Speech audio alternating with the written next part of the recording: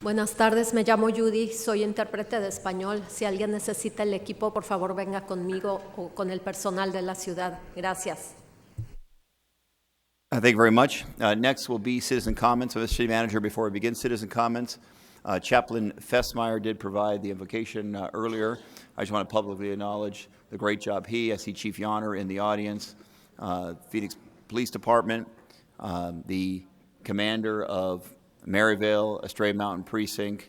What a wonderful job did with the ceremony, the funeral honoring Officer David Glasser, supporting his wife Kristen and their 2 children. It was a very, very powerful ceremony. I know it takes a lot of work to organize such a large event.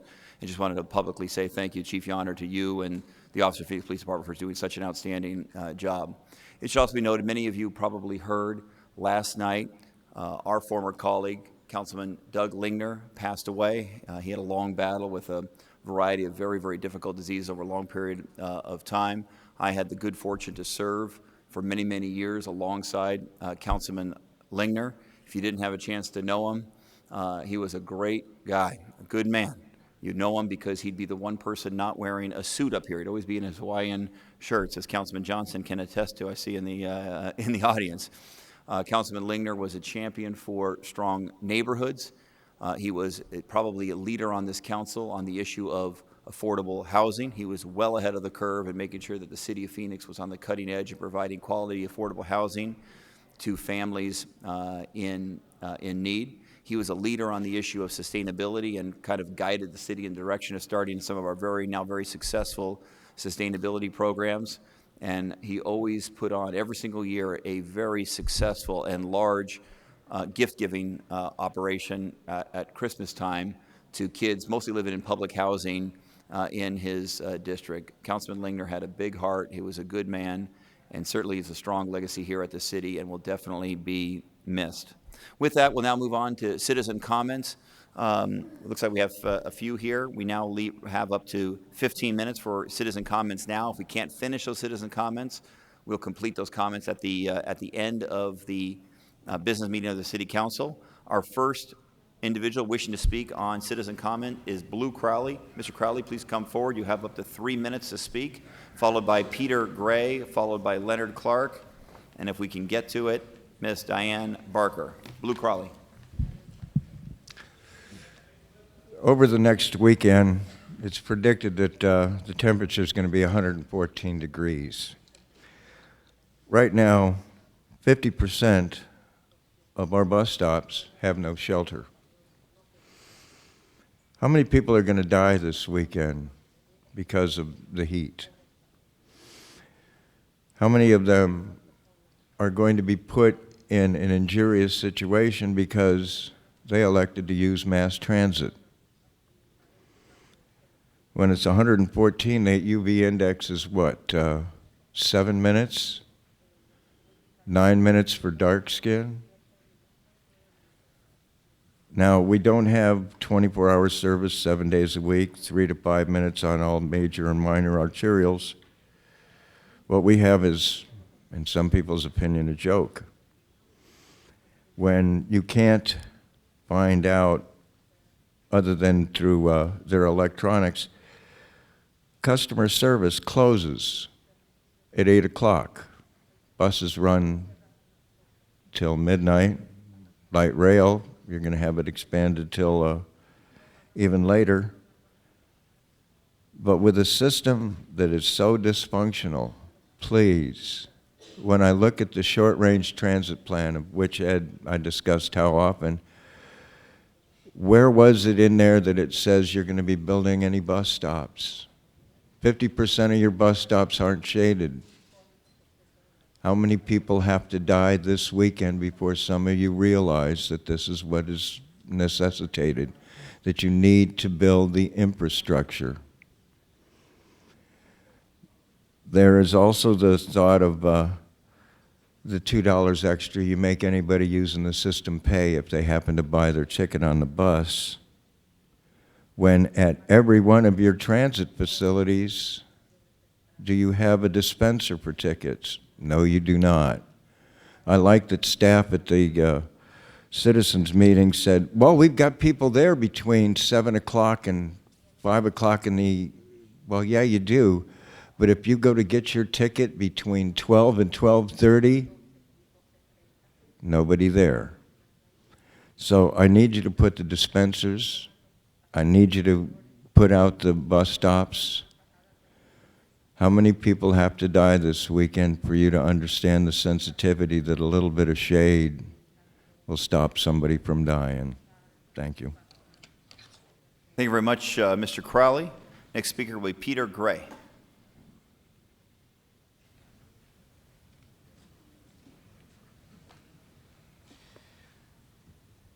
Hello, my name is Peter Gray, and this is a letter that I wrote earlier. This is to Mayor Stanton and council members. Since relocating to Phoenix in 2001, I've resided in downtown Phoenix for 14 of those 15 years. The transformation that I've witnessed has been phenomenal, and I have a front row seat. As I gaze out my home's windows, it's become quite apparent that only the sky is the limit. We owe that growth to the city of Phoenix's desire to enhance the very character of our central city, all while maintaining an enjoyable, pleasant, and safe quality of life. My reason for speaking today is to communicate an incident and subsequent interactions. My primary goal in doing so is to promote public safety. On May 15th at approximately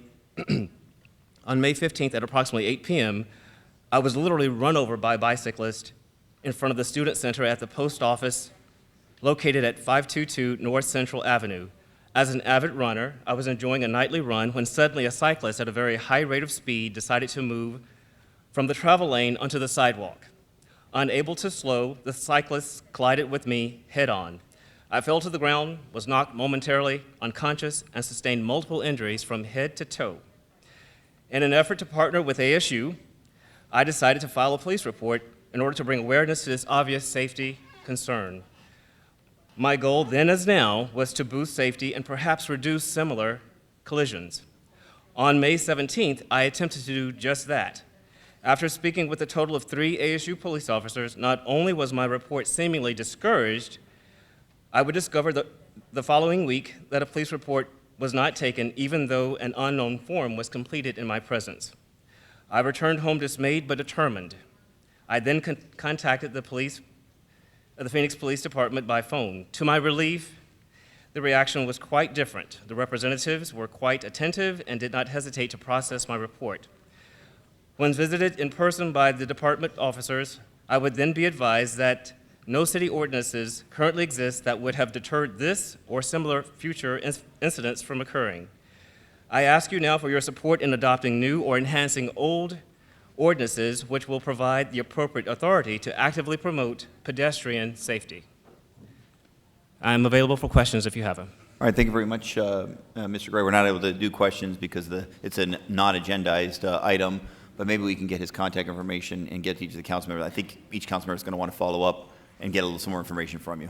Thank you. Thank you for coming down and giving that important testimony. How about Leonard Clark? You have up to 3 minutes of testimony, followed by Diane Barker.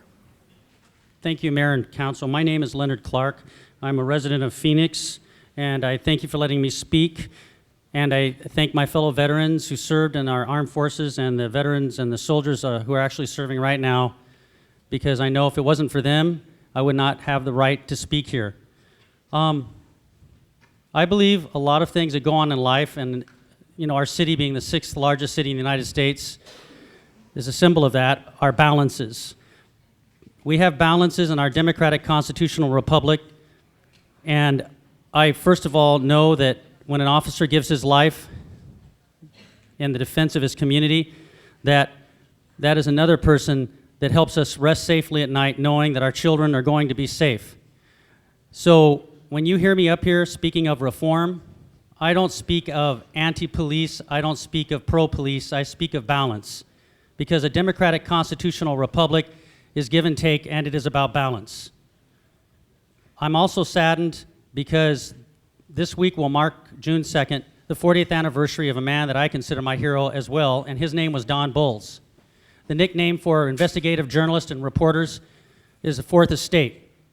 But I was a paper boy all those years back, 40 years ago, handing out Arizona Republic papers to my customers, and I remember seeing the front page and the article on Don Bowles, the reporter. I think that it's very important that we acknowledge in this system of balances in our constitutional democratic republic and our city, not just trying to balance, having the rights of the citizens, the Constitution, having our police stay safe, but we also acknowledge the fact of the journalists, the people who keep, no offense against you, our representatives honest and transparent.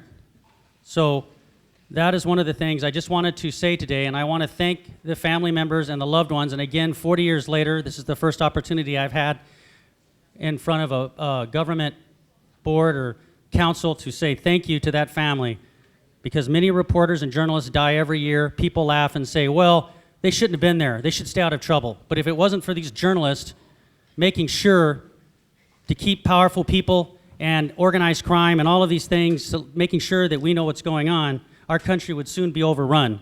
And unfortunately, I believe our press is being weakened today. I would also like to go to a different subject before I have to stop, and that is the Nestle bottling water plant. I know they had a representative or somebody doing an apology speaking for Nestle, but this is the mark of absurdity. This is the height of absurdity. In Arizona, our solar is being killed by powerful agencies, and then in the middle of a drought, or where droughts all around us, California, Lake Mead, concerns, now we're going to have a bottling plant. Strongly against it. I hope you oppose it at every step. Thank you. Thank you very much, Mr. Clark. Ms. Barker? Good afternoon, Mayor and Council. Diane Barker. I'm a United States citizen, and my family has served this country. I'm here 13 generations. They're Air Force in the last couple generations, and I've helped out the Air Guard raise money. And that, I'm just saying that because we believe in this country. We fought and lost lives for it, and the issues I bring forward to you are relevant. I know Mr. Crawley brings the fact of the average bus rider, and how we need to have customer service. We need to have the bus stops covered with shelter or a tree, just not going out in the park and rides as we have with our automobiles. And where I'm getting to the point, and I've done quite a bit of research, and I go to Valley Metro, is you don't have competitive contracts. This has gone on ever since Skip Rimza was here. He was made light rail man by the man that sold his company to HDR. HDR was a contractor on the PMC contract you have now, and it went to AECOM. They're together at ADOT on the I-11. HDR is a subcontractor to AECOM. HDR was the sole competitor to Valley Metro now for a $35 million contract, which I had to leave, but I imagine they had given that to them. These are uncompetitive contracts. The city manager should pull the PMC contract. The commissioner, Roy Miller, in December and January, explained how that the CTC was left out of that process. They're supposed to be advising this body. And he wrote quite a bit up for it. I'm going to submit this so that you can read a little further if you haven't heard from the gentleman. And I've got the background and the links.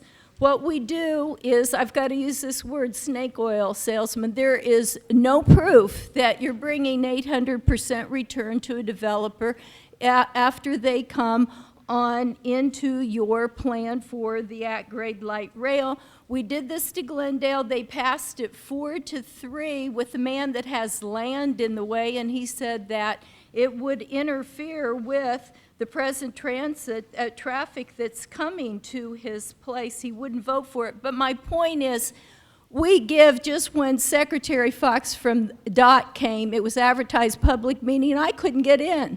And I had to embarrass some people and say, I'd like to go in there, and they said, well, we'll bring you food. I said, I didn't come for food.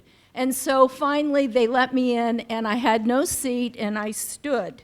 The thing is that you can bait people with money, bribes, gibs, and treats, but guess what is more effective? It is taking away. You don't have the federal money designated for any of your light rail projects. There isn't money there, and today you're giving a whole bunch of money to Valley Metro, millions. The thing about it, they go and spend, and then they take your money. The process is flawed. Thank you, Ms. Barker. Next, would the city clerk please read the 24-hour paragraph? The titles of the following ordinance and resolution numbers on the agenda were available to the public at least 24 hours prior to this council meeting and therefore may be read by title or agenda item only. Ordinances number G6167 through 6178, S42562 through 42623, and resolutions number 21428 and 21443 through 21445. Thank you very much. We'll hold the item of approval of the meetings until Councilman Valenzuela returns. Next, we have a motion on boards and commission nominations. Move approval of the mayor's boards and commissions nominations. We have a motion. We have a second. All in favor, say aye. Aye. Any opposed? That passes unanimously. Do we have members of the public here to be sworn in? Excellent. We do have a few. Okay, I'll come down to my right, your left. We'll swear you in. Thank you in advance for your service. Please come behind the dais at a time so each council member can greet you and thank you in advance for your service.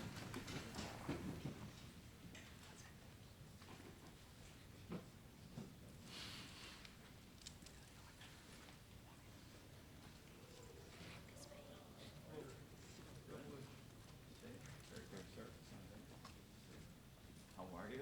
How are you? All right, so in a moment, if you could turn this one. Just so we can see your faces in the camera. Back of my head, like this is face. And I'm going to raise your right hand. It will be fill in the name, fill in the blank for your name, and then fill in the blank later on for the board of commission. So please raise your right hand. I, and state your name. Do solemnly swear that I will support the Constitution of the United States and the Constitution and laws of the state of Arizona, and that I will bear true faith and allegiance to the same and defend them against all enemies, foreign and domestic, and that I will faithfully and impartially discharge the duties of the office of, and fill in your blank, according to the best of my ability. So help me God. You're official. Thanks for your service.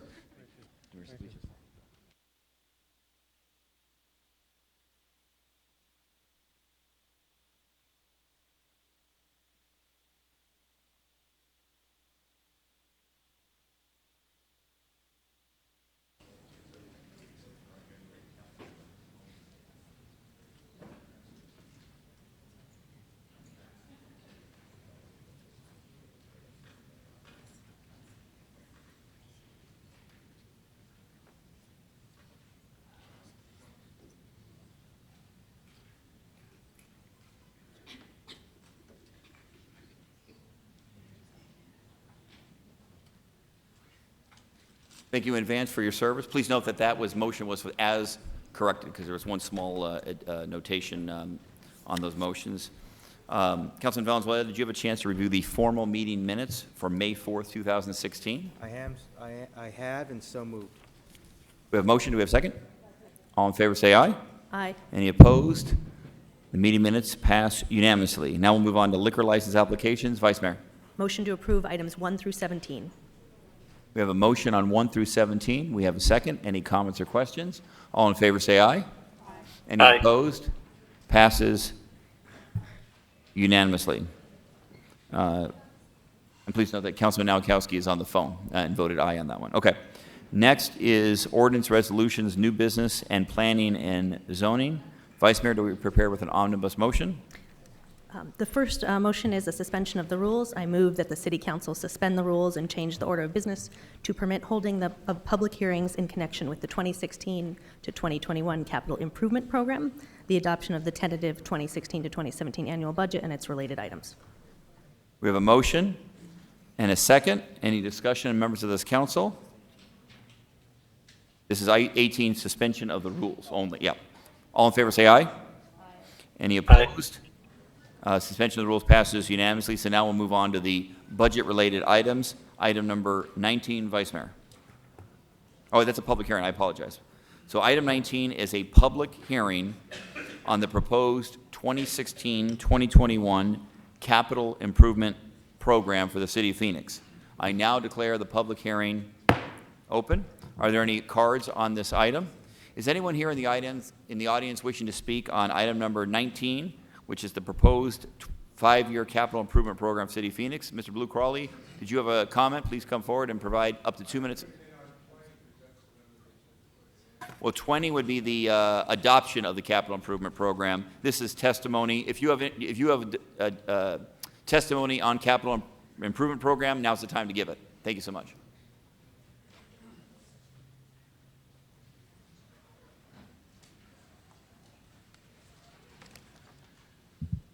Banging the drum that I did from before, if you'll notice that some of the capital improvements are passenger facility changes, customer facility changes.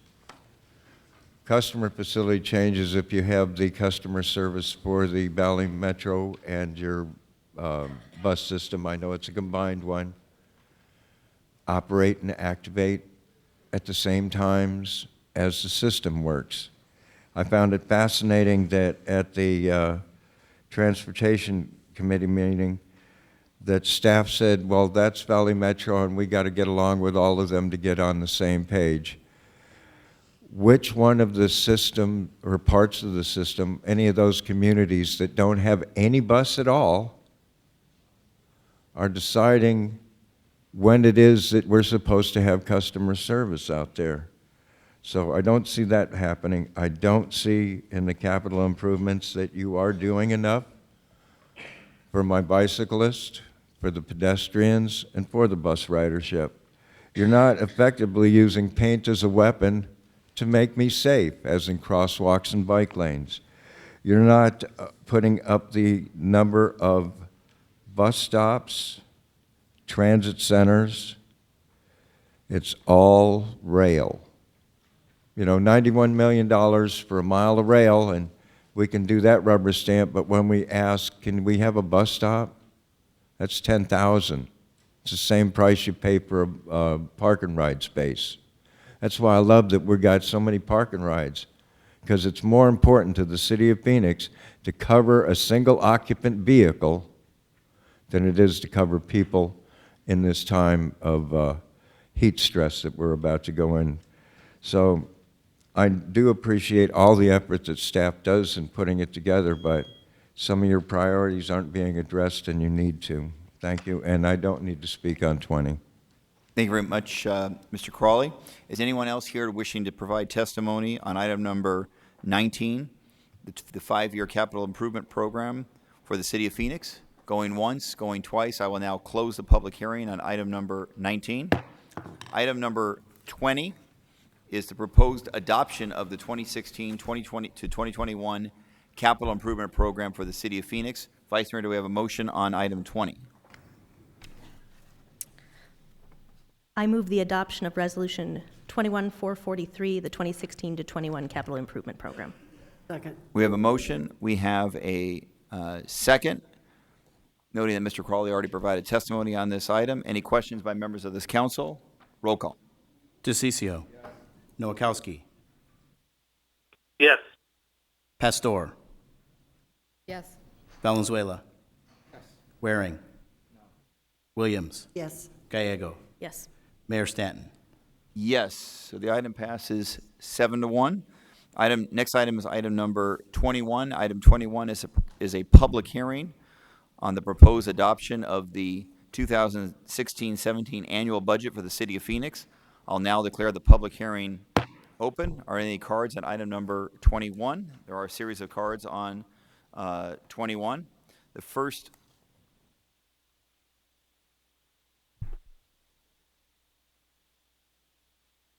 speaker will be former council member Michael Johnson, wishing to provide testimony on 21 and 22. Now would be the time to provide that testimony. Great. And then followed by former council member Craig Tripkin, followed by the Reverend Reginald Walton. Councilman Johnson, good to see you.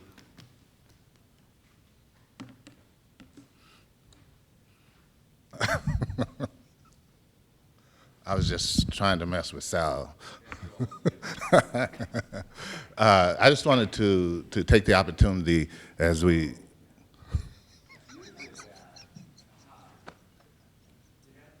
I know, I was watching him. So I wanted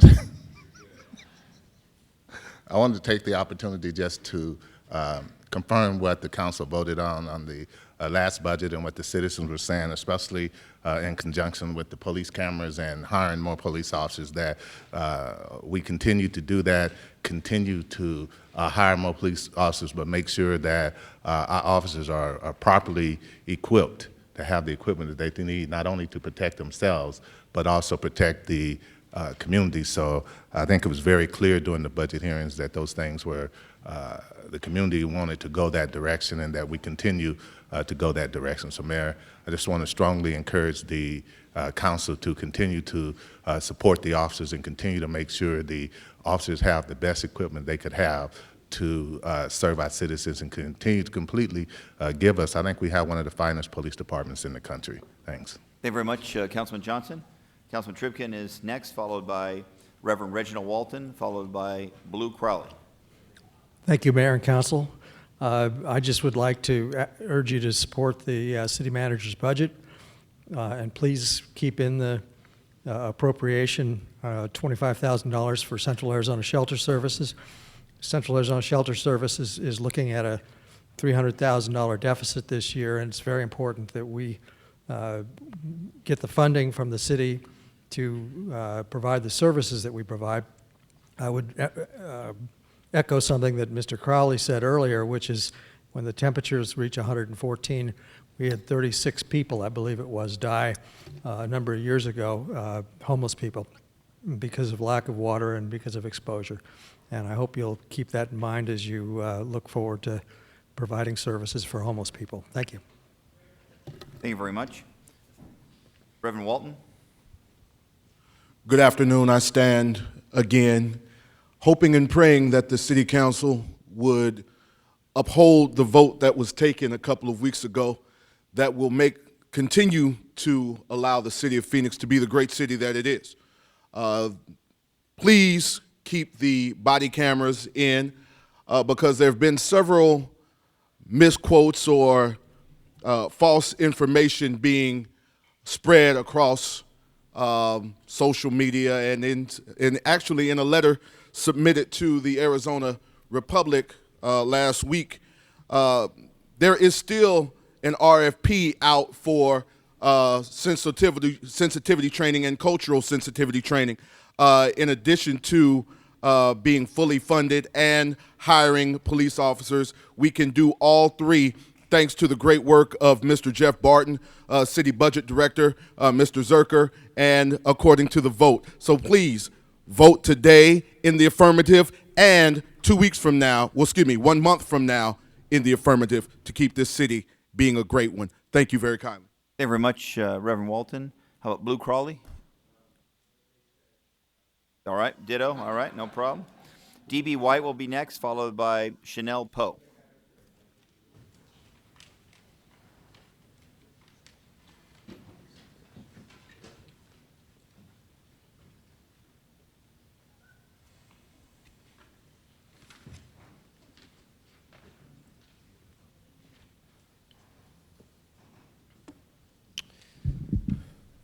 Hello, I'm D.B. White, Governing Board President for the Balt School District in East Phoenix.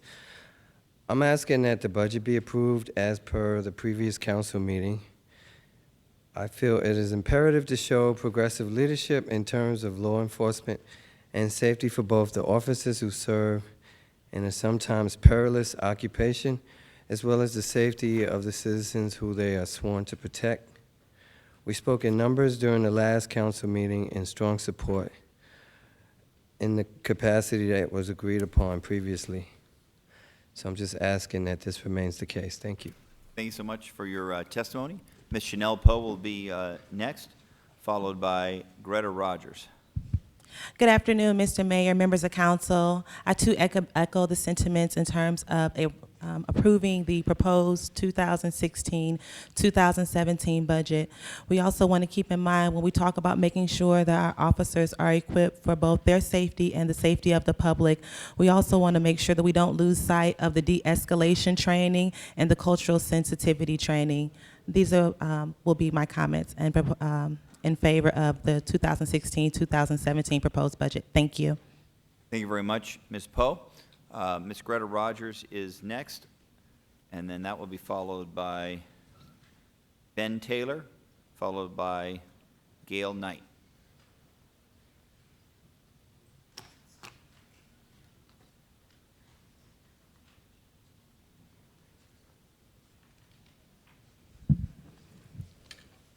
Good afternoon, Council and Mayor. I submitted cards who ceded time to me for a total of, I don't know, 12 or 14 minutes. I won't take that long, but There are numerous cards that people have ceded time to you. I'm not going to give you that much time, but if you need 5 minutes or so, I think that will be appropriate. That would be more than anyone else. It may go over that, but these people have ceded time, which is legal. This is a tentative budget hearing today, which means that you have the permission and the latitude to revise if you consider it valid and important. I believe you need to revise as it is presented. And the reason I say this is because the proposal on, as far as employee restitution of compensation forgiven since 2010, which is 6 years ago, is to be paid back in 3 segments. 1.9% this year, 1.3% next year, and the balance the following year. This is unacceptable. And the reason it is because in November of 10, when David Cavazos was the city manager, and some of you sitting here today were on the council, it was approved that the city pledged and the council approved that when the city has the financial ability, it will make the repayment to the employees. It didn't say in stages or whenever we feel like it. That's a pledge that was made by David, and you approved it. And those of you who weren't here at that time, go with what was passed previous to your term. This was a promise. It was a pledge. A pledge requires honor. It implies honest intent to fulfill. And honor is something between or among human beings that is not to be violated. And if it is, you will probably never again regain honor from the person or persons you violated. You're violating the employees who make this city run and hum. It isn't run and hum by the 11th floor, and it isn't run by the 12th floor. The 12th floor establishes policy. You approve it or disapprove it. The 13,000 plus people who are the employees of this city of Phoenix make this city run. And your obligation is to restore this and to restore it this year. I had a meeting 2 weeks ago by appointment with Denise Olson and Jeff Barton, both of whom I have the highest regard and respect for. And I asked Jeff, how much would it cost the city to restore the full amount owed to the employees this year? Answer, $44 million. You publish that you have a $60 million surplus, or will have, on 6/30/16 to carry forward beginning 7/1/16 through 17 to 6/30/17. That's 16 million more than the 44 million obligation owed. You pay that this year, and I urge you, I insist that you revise this item on the budget to be fully and completely satisfied, as was promised in 10, by a pledge from the city manager, which the council approved. You dishonor this pledge, you have violated the honor placed in you, the trust and the honor placed in you by the employees. Can you afford that? Can you afford to live with yourselves for being dishonorable? If your answer is yes, none of you deserves to be serving on the council. Do the right thing. Revise this budget to make the city employees financially whole. This has no cost of living increases. It's just bringing them back to the parity they have forgiven. Thank you. Thank you very much, Ms. Rogers. Next will be Benjamin Taylor.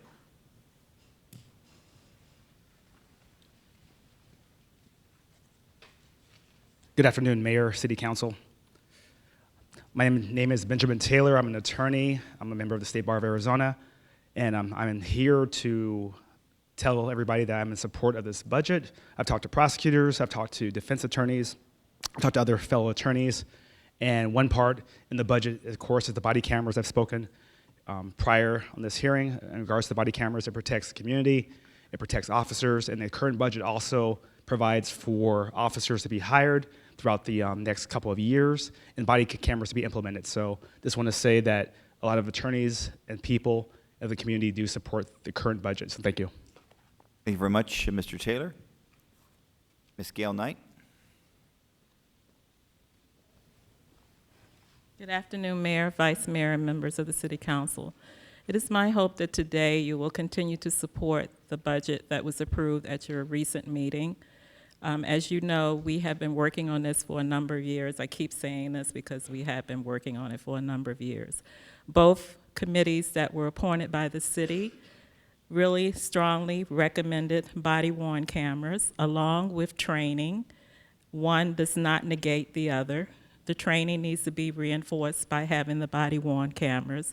It protects the police officers, it protects the residents, it brings equity and parity across the board for everyone.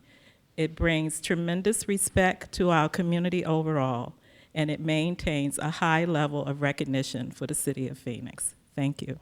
Thank you very much, Ms. Knight.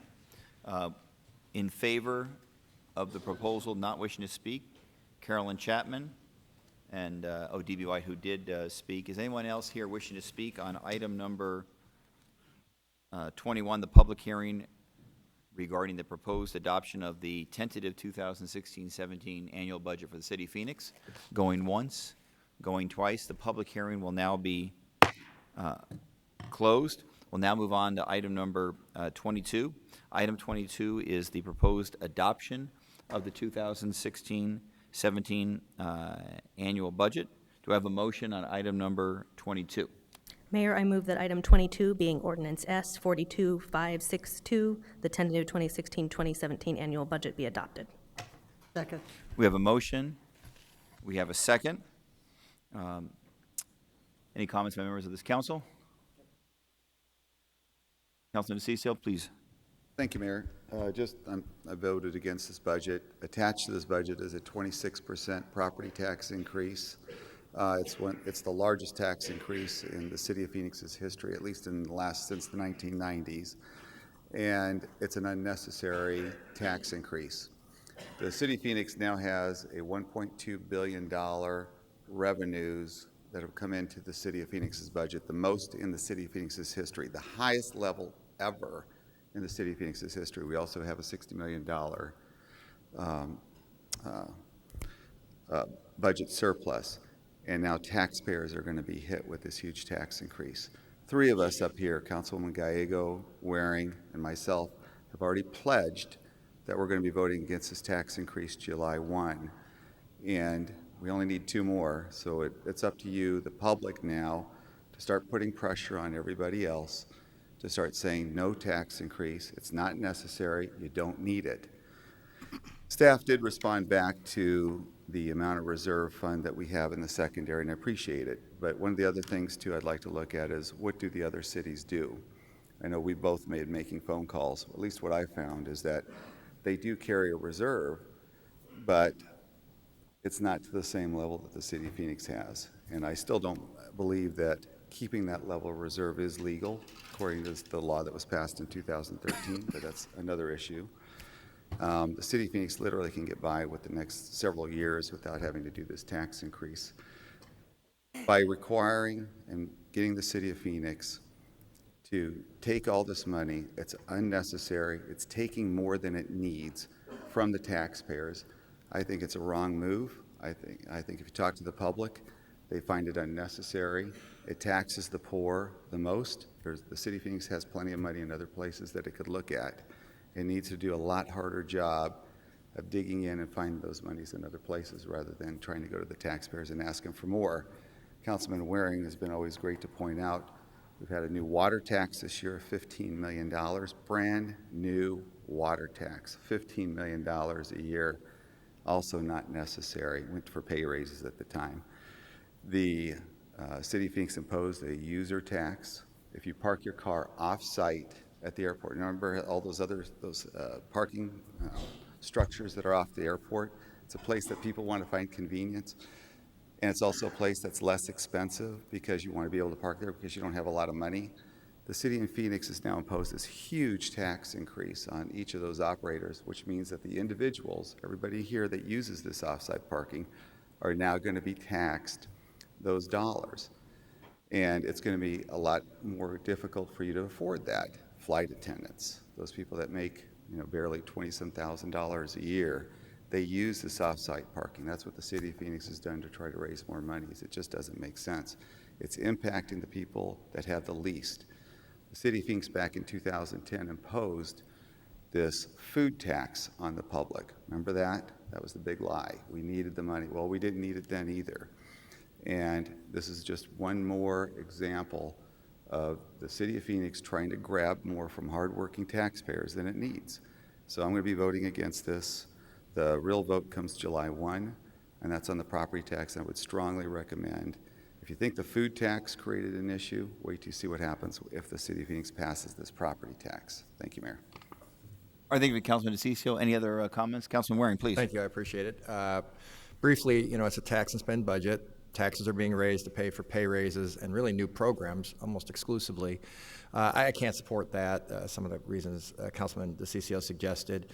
What he didn't mention really is the time frame. We've had a sales tax increase, the water rate increase, the user fee or trip fee at the airport, which went up appreciably for some business owners and a lot of folks who either use the airport a lot or travel down there. And then also now we're talking about property tax, all in the last 9 months. 9 months. If you want to go back 2 years, 2 years ago, the parking rates were raised. I voted against all of it, but the council supported it. That's a lot of tax increases and fees covering pretty much every aspect of life that your government touches in the last 2 years.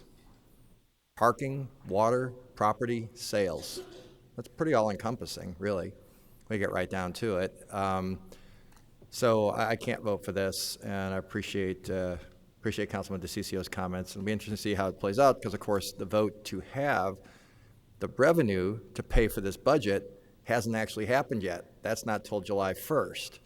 So the city manager has mentioned this. It's an odd system where we kind of do things a little backwards. It's nobody's fault. It's just the way the system is set up. Possibly there's a way to change that. But it'll be interesting to see what happens going forward if this tax increase really goes into effect because it is a big one and people will notice it. Thank you very much. All right, thank you very much. Vice Mayor. Thank you. When we had the first vote on the budget, I released a statement to the Arizona Republic. After passing today's budget, the City Council now has 6 weeks to decide on a revenue stream to fund the budget we've passed. I do not think we should default to a property tax. I have concerns about how that might impact the economy. My fixed income constituents such as seniors, have consistently told me that they are skeptical of a property tax increase. We owe a more robust analysis to the residents of our city. We should keep all options on the table, and that means actually taking a serious look at all options, whether it's a city service fee, examining what money is being set aside for future sports facilities, or any creative ideas that residents may bring forward. We need a more rigorous examination of the solutions that are available. I do not appreciate Councilman DeCicio's characterization of that statement. I said we needed to take a difficult and hard look at this, and I'm committed to that. Since that time, we have been sued over one of the funding sources that funds the sports facility fund. That does complicate using that money for something else. So I am committed to taking a look at this and continue to do so. Staff is doing analysis for me in that, but I just want to be very clear that my statement was we need to look long and hard at that. And I was disappointed with Councilman DeCicio's comments, but not completely surprised. Well, I'm sorry if I put you in a box on that. I thought you came out against the property tax, so now I'm hearing that you're not. So I I'm said sorry, we needed to take a look at this. I'm just trying to let the public know that the public had some breathing room here, that there were 3 of us up here that didn't. Looking at it is what all politicians do. But at the end of the day, I'd like to know what we end up looking at. So either you're for it or against it. It's good to know. I mean, if you're for it, yeah, that's fine. If you're against it, that's fine. My understanding out of that conversation, what I read in the Phoenix Business Journal as well, was that you're opposed to it. So I apologize if I didn't read it correctly, but it sure looked like you were opposed to the tax. Do not speak with the Phoenix Business Journal. Okay, well, thank you. Mayor? All right, thank you very much. Councilman Williams, please. I have studied this budget pretty closely. I've asked repeated questions on options, and when you proposed it, Ed, you gave us options.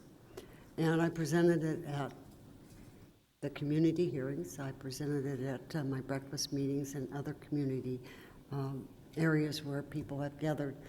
Because what we're talking about at this point is a floating tax. Is that correct? Mayor, Councilwoman Williams, yes, the tax rate would float. And we have not had a property tax increase for 20 years or more? Councilman Williams, the current $1.82 rate has been in place for at least since 1995, so over 20 years, yeah. And most people who have lived in their homes for a while are actually paying less property tax than they did in what, 2010? The peak tax rates in 2009, 2010, and even I think 2011, if I'm not mistaken, were higher. The levies were higher than they are even next year. And if I understand correctly, with this increase, the average home would only see a $4.25 monthly increase in their monthly bill? Yes, Councilman Williams, the difference between $1.82 and $2.17 for the typical Phoenix home would be $4.25 a month difference. Okay. Because our other option is to cut, what, $40 million of programs, which would be parks, community centers. It would be all of the most popular things plus the most necessary things that we provide so many of our citizens. I have had strong support from District 1 that they support the tax. They understand that we are paying higher pension costs at this time. Hopefully, 3 or 4 years down the road, we will have caught up with that. We will even out, and we will then have extra money, and the tax can float down. Am I correct? Mayor, Councilman Williams, yes, the Chief Financial Officer's assessment is if we're able to refinance the way she expects, that within a couple of years, we would expect the tax rate to be able to float downward. Thank you. The second thing that was mentioned, an increase in water taxes to pay for salary increases for employees. I will tell you, I chair that committee. That is inaccurate, absolutely inaccurate. The water increase that is was passed is for capital improvement. Do you want safe drinking water? Do you want the fire hydrants to work?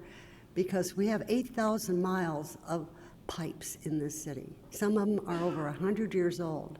They are failing. We have to replace them. If you want safe water, you want water pressure, you got to have good pipes to get there, and it's not cheap. We are doing this in stages. It will take us years to replace all the pipes as we go.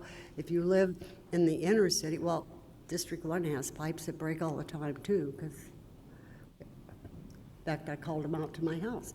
But this is an essential thing, and it is not going to employee raises. It is going for capital only. I just want to make that very, very clear. And when we talk about the airport tax, that's a matter of fairness. If you're going to have 800 taxi cab drivers out there that are locked into a current contract where they have to pay us thousands of dollars just to have their car on the premise, plus a percentage, and you're going to allow Uber in that pays none of that, that is not fair. It is absolutely not fair.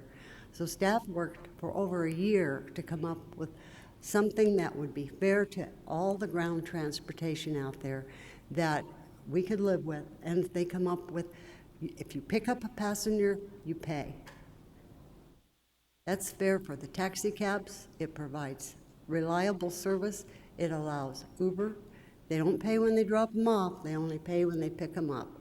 And that is in every other major airport, that system.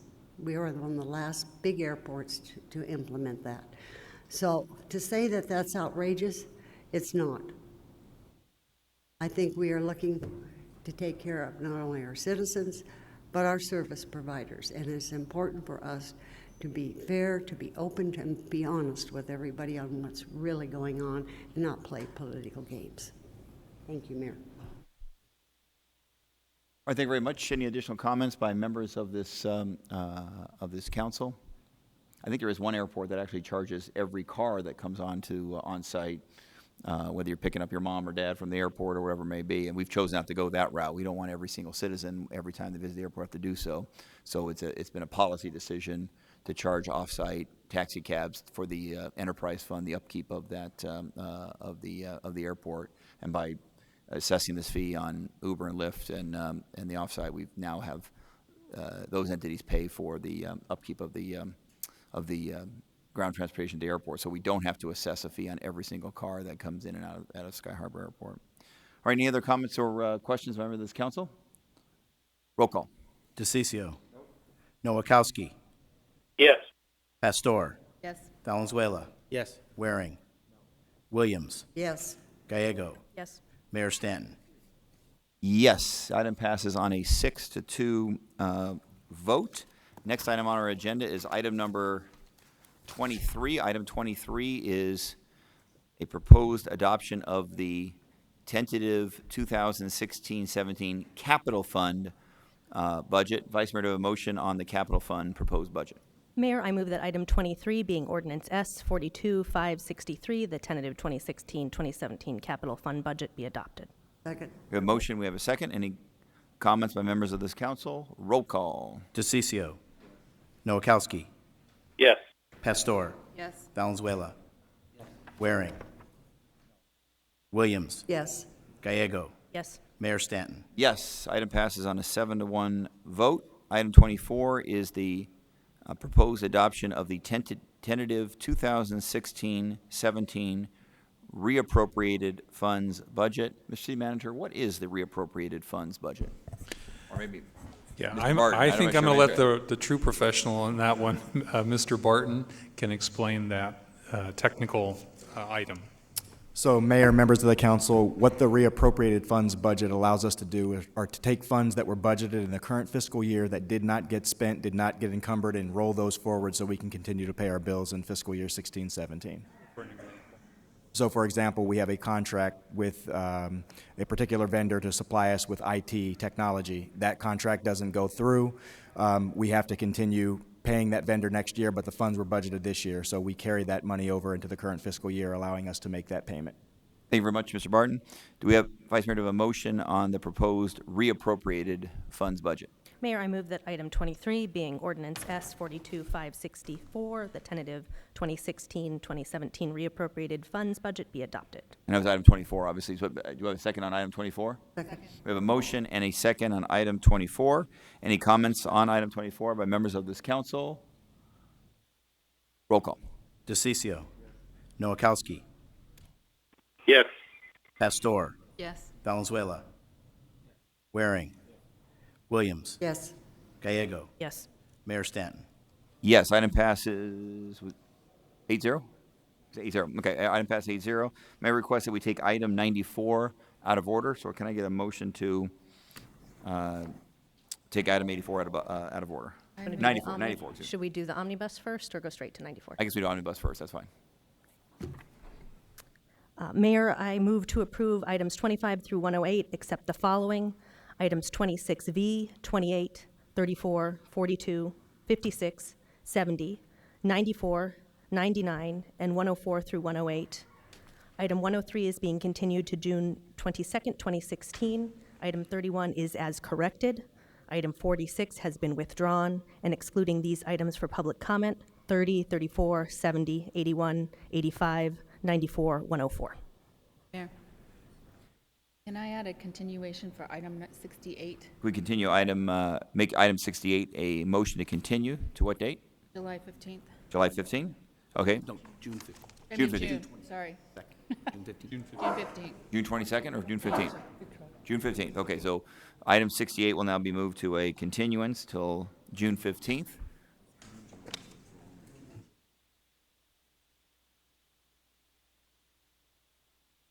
Okay, and let's hold out item 46 and 103 as well. All right, so a motion. Second. We have a second. Any cards on those items? Any comments, members of the council? Roll call. DeCiccio. Noakowski. Yes. Pastor. Yes. Valenzuela. Waring. Williams. Yes. Gallego. Yes. Mayor Stanton. Yes. So can we do real quick then 94? I know Councilman Kowski has limited time and would like to make sure I have the opportunity to vote or make comments on item 94. So can we have a motion to take item 94 out of order? Mayor, I move that we take item 94 out of order. Second. We have a motion, we have a second. All in favor, say aye. Aye. Any opposed?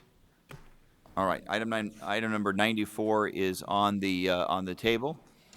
We have our planning director who's at the table. Maybe give a short explanation of what is 94. And then we have one card on 94. Mayor, members of council, thank you. Item 94 is a request to abandon an easement on First and Adams. This particular item, there'll be a slide coming up here in just a second to show you the area. This particular one comes before you with a recommendation of approval from staff, but it does not go through a formal public hearing process because it is just abandonment of sidewalk easements. There is opposition to this particular item from a tenant within the building that is concerned about the loss of visibility related to the proposed sidewalk easement. You see on the aerial photograph up here that there are two abandonment areas, one up on the north side and then one down the south by First Avenue and Adams. It's the one on the north side of the building that the bank has concerns with. And I believe there is a representative here from the bank to answer any questions about their specific concerns. All right, thank you very much. This is in District 7, Councilman Nowakowski's district. Councilman, we just had Mr. Stevenson provide a short explanation of the item. Before we go to the cards, did you want to make a motion on item 94? Yes, Mayor. What I'd like to do is I'd like to make a motion to deny the request to abandon the sidewalk easement on the parcel address 101 North First Avenue, as recorded to the docket of 1199-1, pages 226 to 229, Maricopa County Recorder, the 13-feet walkway sidewalk easement along the north side of Adams Street, and that the 12-foot walkway easement on the east side of First Avenue within 246 of Adams Street on their way. These are the recommendations that I'm doing. Second. Okay, so Councilman Nowakowski made a motion. We have a second. Mr. Stevenson, do you understand the motion? Mayor, members of council, yes, and just for the record, Councilman Nowakowski's motion is to deny the area to the north and only approve the abandonment for the southern area, the one that fronts Adams and that 146 feet along First Avenue. Correct.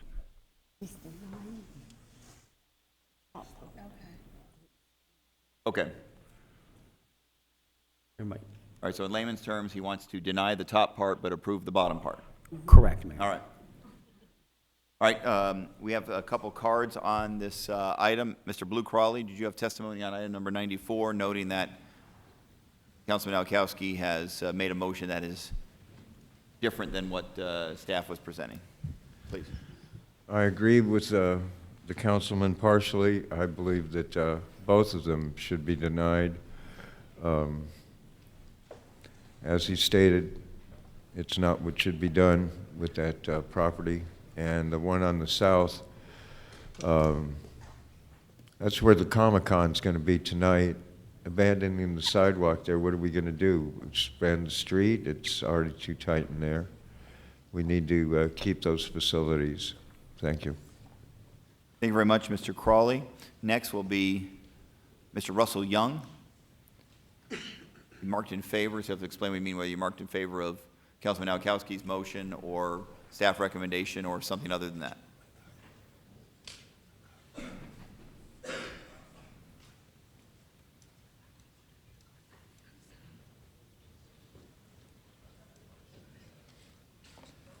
Hello, my name is Russell Young. I'm the tenant Union Market, and we approached the city immediately in the first week.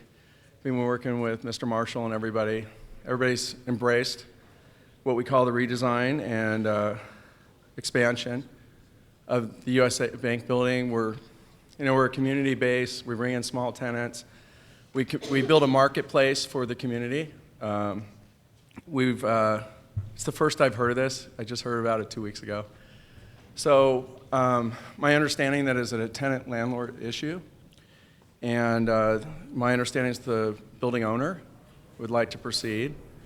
I think I have a lot of collateral materials that I'd be happy to provide for you. And I was kind of caught off guard, actually. I think we have a great plan. I'd love to share it with you if it's possible. And I would like to see the approval. All right, thank you very much. If the motion... Mayor, I'd like to ask him a question. Yeah, please, Councilman Kowski, go ahead. Yes, we've continued this twice. We've gone and tried to get in contact with the property managers, and as you said, it's the U.S. Bank building. They're the ones that are actually protesting it and asking us to intervene for them to sit down around the table and have a conversation. And I think that's all we've been asking for the last month, is to actually have you all sit down and have a conversation so we can work things out. I believe the remodel is going to be great for the city of Phoenix, but at the same time, the U.S. Bank has been there for years, and people are even calling it the U.S. Bank building, so they should have some say on the remodel also. So it's kind of hard to imagine that you haven't known about this since we've been continuing this for at least a month now. Respectfully... So that's why. No, go ahead. Sorry. Thank you very much, Councilman. Mr. Young. Respectfully, no one's ever contacted me from U.S. Bank. I know they've probably talked to their landlord because it should be a tenant-landlord issue. I don't know if they would disclose to me as another tenant. I've met with the U.S. Bank representatives. We've talked about what we're doing for about the last 8 months. We put together a great plan. Architecturally, I think it's beautiful. Everybody's embraced it from TGen. We're doing an annual party with TGen that's embraced it. Everybody seems to like it. I think they're afraid that it obstructs their windows and the view into the bank, but they have no doors or access to the outside of the building into the building from there. It's all from the hallway. So nobody's approached me. They may have had conversations with their landlord. I'm not privy to those.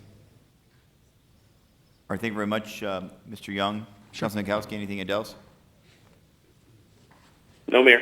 I have a question. If the motion is successful, what is the legal effect on Mr. Young and the ability at a later time to come back and seek this? Mayor, members of council, Mr. Young could refile that request sometime in the future for the area to the north. Okay, so it sounds, even if, so if Councilman Nowakowski's motion is successful, it sounds like he still has some work to do, but knowing Councilman Nowakowski, he'll be willing to meet at any time. All right, and I think you have the city clerk could pick up the information Mr. Young is trying to get to members of this council at this time. All right, so we have a motion we have Councilman Nowakowski's motion to approve a portion of the proposal, but not all of it. Mr. Nick Woods is chomping at the bit. Mr. Woods. Mr. Mayor, you should have a card for me I on this matter. apologize. I trust you. Go right ahead. Mayor, members of the council, my name is Nick Wood. I'm with the law firm of Snell and Wilmer. My address is 1 Arizona Center, and I represent U.S. Bank. About 5 weeks ago, we received a notice from the landlord telling us about this great project that was going to include kiosks that would be placed outside of the windows of the branch. And Mayor, if I have a couple of slides, if I may be permitted to put those up, and it'll kind of show the issue that we're discussing, if that's okay. If they're ready to go, let's do it.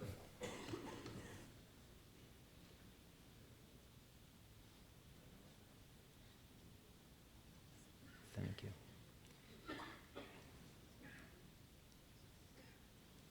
Okay. I apologize, Mayor. Oh, there you go. This is the building at 101 North First Avenue. It's between Adams and Monroe, and the branch itself is located on the first floor of the north part of the building. As you can see, that's where the windows are to the branch, and of course the branch is a retail branch. And when you have a retail branch, you have to have exposure to the street. If you're not going to have exposure to the street and your retail operation, you might as well be down in the basement because you lose all of that exposure. This is the request for the 2 abandonments for the sidewalk easements. And the one across the north, of course, that's the one that's right outside of our windows. You can see where the red area is. That's intended to be kiosks, where there will be businesses and operations and other things that will be set up that will obscure the windows. So again, we end up with nothing. And here's an example of the architectural design that shows these kiosks right outside of our windows. So if this is approved, and the abandonment is approved, these things go up and, again, we're obscured. We reached out to them after talking to Councilman Nowakowski. We reached out to them before the last hearing, and you know, basically we received what's called a pound sand email, and basically they said no. So Councilman Nowakowski continued it again with the hopes that we would be able to sit down and have a discussion. We heard nothing from them in the past 2 weeks until late last night and early this morning, and basically you heard from the other developers saying it's a landlord-tenant issue, too bad. So our request is, and we don't want to destroy their ability to do their development, we just don't want anything outside of our windows. So our request is not to approve the abandonment on the north side of the building outside of our windows, but go ahead and approve the abandonment to the south side. That will permit them to go forward with their kiosks on the south side and on the southwest side, but it won't obscure our windows. So with that, I'd be happy to answer any questions you might have. Thank you very much, Mr. Woods. Any questions for Mr. Woods? Okay. So Councilman Nowakowski has made a motion. There is a second. Oh, we need a second on Councilman Nowakowski's motion. We do have a second. Okay. Any comments by members of this council? Councilwoman Pastor, please. Mr. Stevenson, I want to get some clarity on the south side. After looking at the pictures or the program, is this, I guess I'm going to put up this picture. I'm not sure where it is on the, is this where the bank would be? Mayor, Councilwoman Pastor, yes, their proposal is to abandon a portion of the public sidewalk and use that for these private kiosks to run some small businesses out of there, selling newspapers, coffee, those types of things. They're proposing to wrap the north and south sides of that building so that as the north one wraps around, it obscures the windows of the U.S. Bank, and that is what Mr. Wood's client is concerned about. Got it. Okay, thank you. Any additional questions, comments? Roll call. DeCiccio. Nowakowski. Yes. Pastor. Yes. Valenzuela. Yes. Waring. Yes. Williams. Yes. Gallego. Yes. Mayor Stanton. Yes. So the item passes unanimously, Councilman Nowakowski's motion. Next, we'll go back to our regular agenda. Next item on the agenda is item 26B. 26V is a proposed payment to Maricopa County Community College District. Let's have a motion, and then Councilwoman Pastor can declare a potential conflict. Yes, I do have a conflict on item number 26V. Move approval of 26V. Second. We have a motion, we have a second, noting Councilwoman Pastor's potential conflict. She will not be participating in this item. Roll call. DeCiccio. Nowakowski. Yes. Valenzuela. Waring. Williams. Yes. Gallego. Yes. Mayor Stanton. Yes, item passes unanimously. Next item is item number 28. Item 28 is a contract for optical scale ballots. We have a motion on 28. Move approval. Second. A motion, we have a second. Any comments by members of this council? Roll call. DeCiccio. Nowakowski. Yes. Pastor. Yes. Valenzuela. Waring. Williams. Yes. Gallego. Yes. Mayor Stanton. Yes, item passes on a 5-2 vote. 6-2. 6-2? I think, is Councilman Kowski still on? Yeah. Oh, she clarified. Oh, I'm sorry, with the conflict. 5-2 was the final vote. Next is item number 30. Is that correct? Move approval of item 30. Mayor?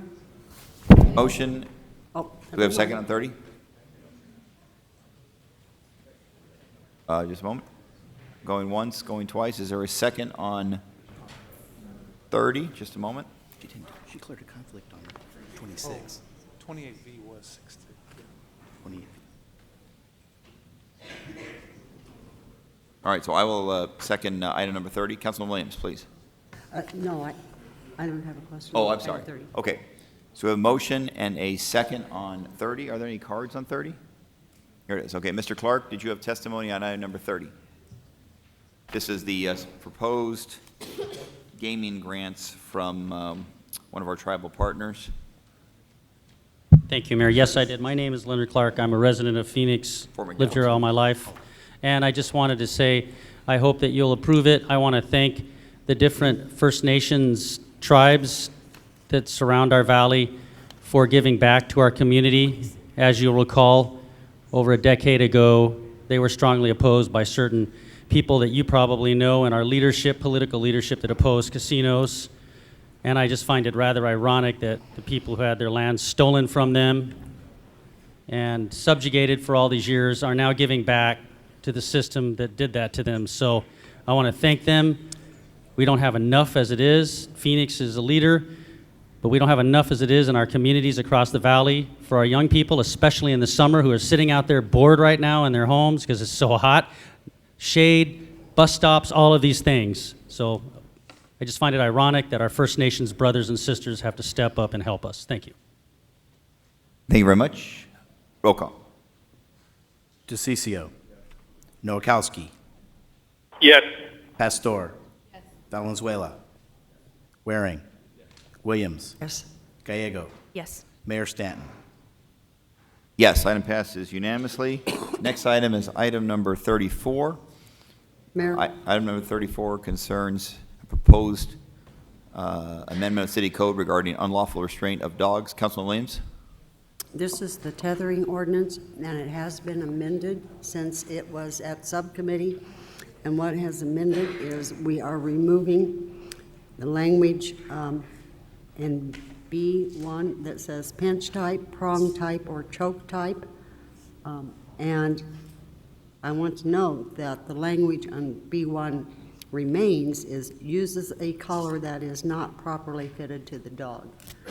This is an ordinance that will help enforcement when they get the calls that go out and they find a dog, usually it could be some other animals, that has wrapped itself around, that is without shade, without water, without food, and suffers. And this will help enforcement to make animal cruelty charges, save the animal. The Humane Society has helped write this and been in support with this, and they're out in the audience, and I appreciate all that their help, as well as staff who has worked very hard on this. So I move approval. All right, thank you very much. I apologize. I should have had the city clerk read the title first, then we'll do the formal motion. Item 34, ordinance G6167, an ordinance amending Chapter 8, Article 1, Phoenix City Code by adding Section 8-3.08 relating to animals, unlawful restraint of dog, definitions, penalty. All right, so Councilwoman Lees, now do the motion, please. Move approval as amended. Second. We have a motion, we have a second. Mr. Leonard Clark, you have testimony on item 34. Thank you. My name is Leonard Clark. I live in the city of Phoenix. I strongly support this. I just hope that, once again, your efforts won't be thwarted again from our friends down the street who like to, I guess, run our city for us because they already got rid of the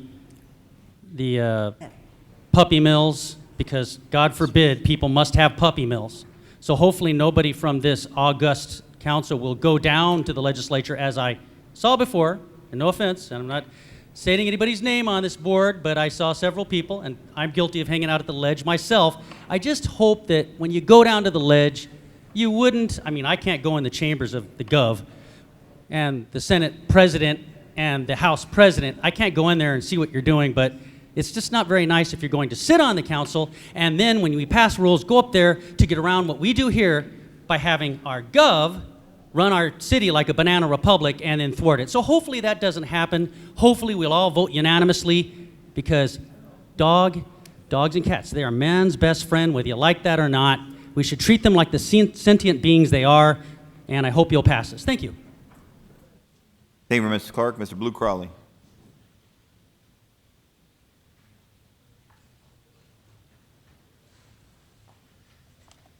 I have some problems with this. The first problem I really have is that you look at 2A. Does that mean today would have been extreme conditions because it was over 100? And isn't it nice that we consider that 100 degrees is extreme conditions for a dog, but when it comes to the humans and being out there in the bus system, like I've said before, with the length of shorter than 10 feet for the restraint, the reason most people tether a dog is because what? Sal, you know and I know that it's a runner, and you got to stop it from going over the fence and such.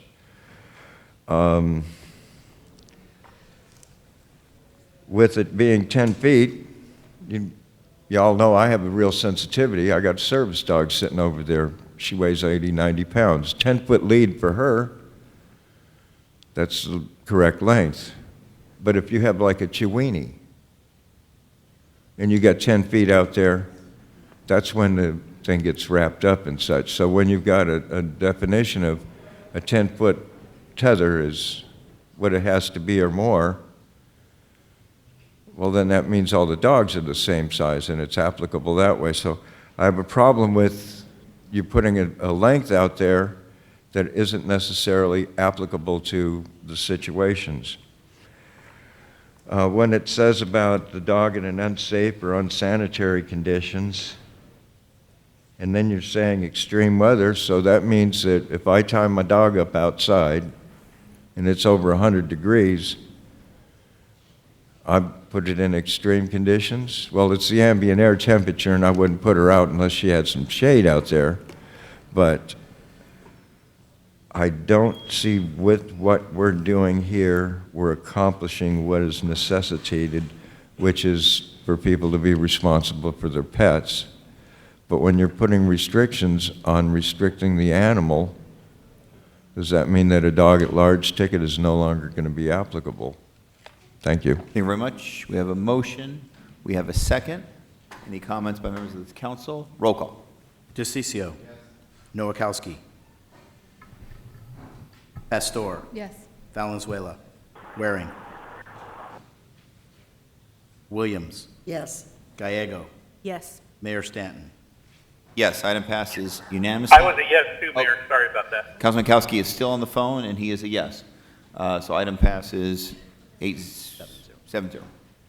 Item number 42 is next. Do we have a motion on item 42, Vice Mayor? Move approval of item 42, the fiscal year 2016 to 21 Public Art Project Plan. Second. A motion and a second. Any cards on item? Any comments by members of this council? Roll call. DeCiccio. Noakowski. Yes. Pastor. Valenzuela. Yes. Waring. Williams. Yes. Gallego. Yes. Mayor Stanton. Yes. Next item on the agenda is item 46. That item has been withdrawn. There was a card on that. I guess we don't usually do testimony on withdrawal, so I don't know where the card is, but the individual who's here to speak on 46, I just want to make sure you are aware that that item has been withdrawn from today's agenda. Next item on the agenda is item number 56. 56 is a proposed amendment to City Code to implement 2016-17 rates and charges. Do we have a motion on that? Oh, sorry, our city clerk will read the title first. Item 56, ordinance G6169, an ordinance amending section 4-173B, section 4-174A and B of the Phoenix City Code to implement the 2016-2017 rates and charges program at Phoenix Sky Harbor International Airport effective July 1st, 2016, and making some conforming changes. We have a motion on 56, excuse me. Move approval. We have a motion. Let's see, well, I'll say Vice Mayor made the motion, Councilman Williams made the second. We have a motion and a second. Any comments by members of this council? 56 is what we're on now, 56. Roll call. DeCiccio. Noakowski. Yes. Pastor. Valenzuela. Waring. Williams. Yes. Gallego. Yes. Mayor Stanton. Yes. I think I was 6-2? 6-2. That one passed. All right, next one is item number 70. 70 is to propose to enter an agreement with Valley Metro Rail for operational costs for light rail service. Do we have a motion on item 70? Move approval. Second. We have a motion. We have a second. Mr. Leonard Clark, testimony on item 70, followed by Mr. Blue Crowley. Okay, thank you very much. Mr. Crowley, do you have testimony on item 70?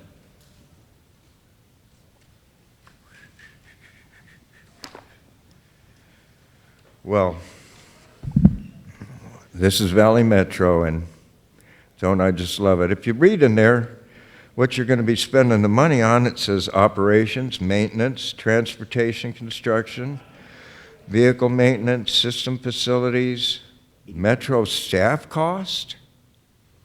I thought that you're covering your own, but if you've got to, do the Valley Metro safety, consultants, regional customer service. We're going to be spending $29 million here, and your customer service sucks. If it's not operating when the system is, how is it being done? Now, your Transportation Citizens Committee, the chair has found this out and doesn't like it, and we're trying to get things motivated and moved, but when you're funding Valley Metro Rail and you're funding the regional customer service, what's the reason you don't want it to be done effectively?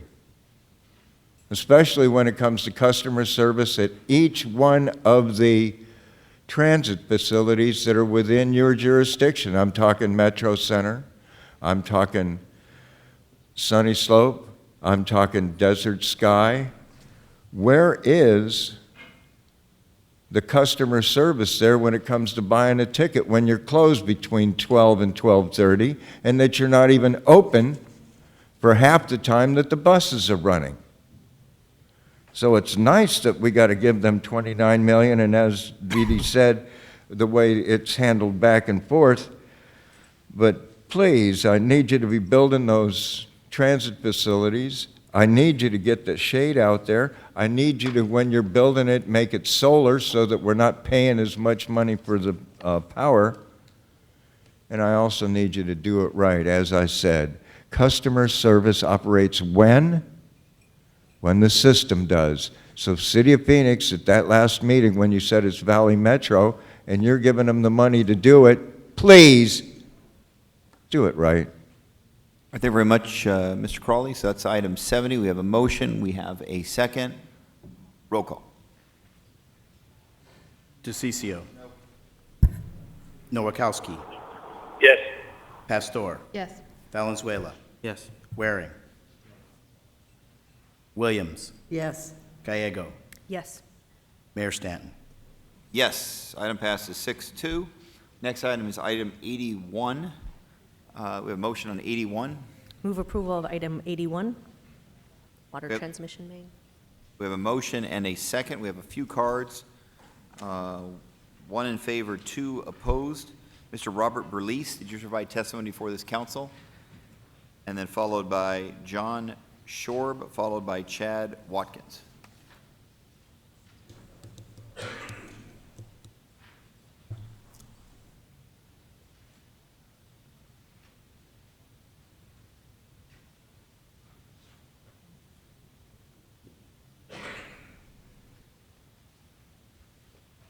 Good afternoon, Mayor, members of council. My name is John Shorb. I'm an attorney with the law firm Manolio and Firestone in Scottsdale.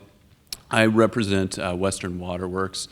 Western Waterworks last week submitted a bid protest with regard to the award of this particular project to Waco Contracting.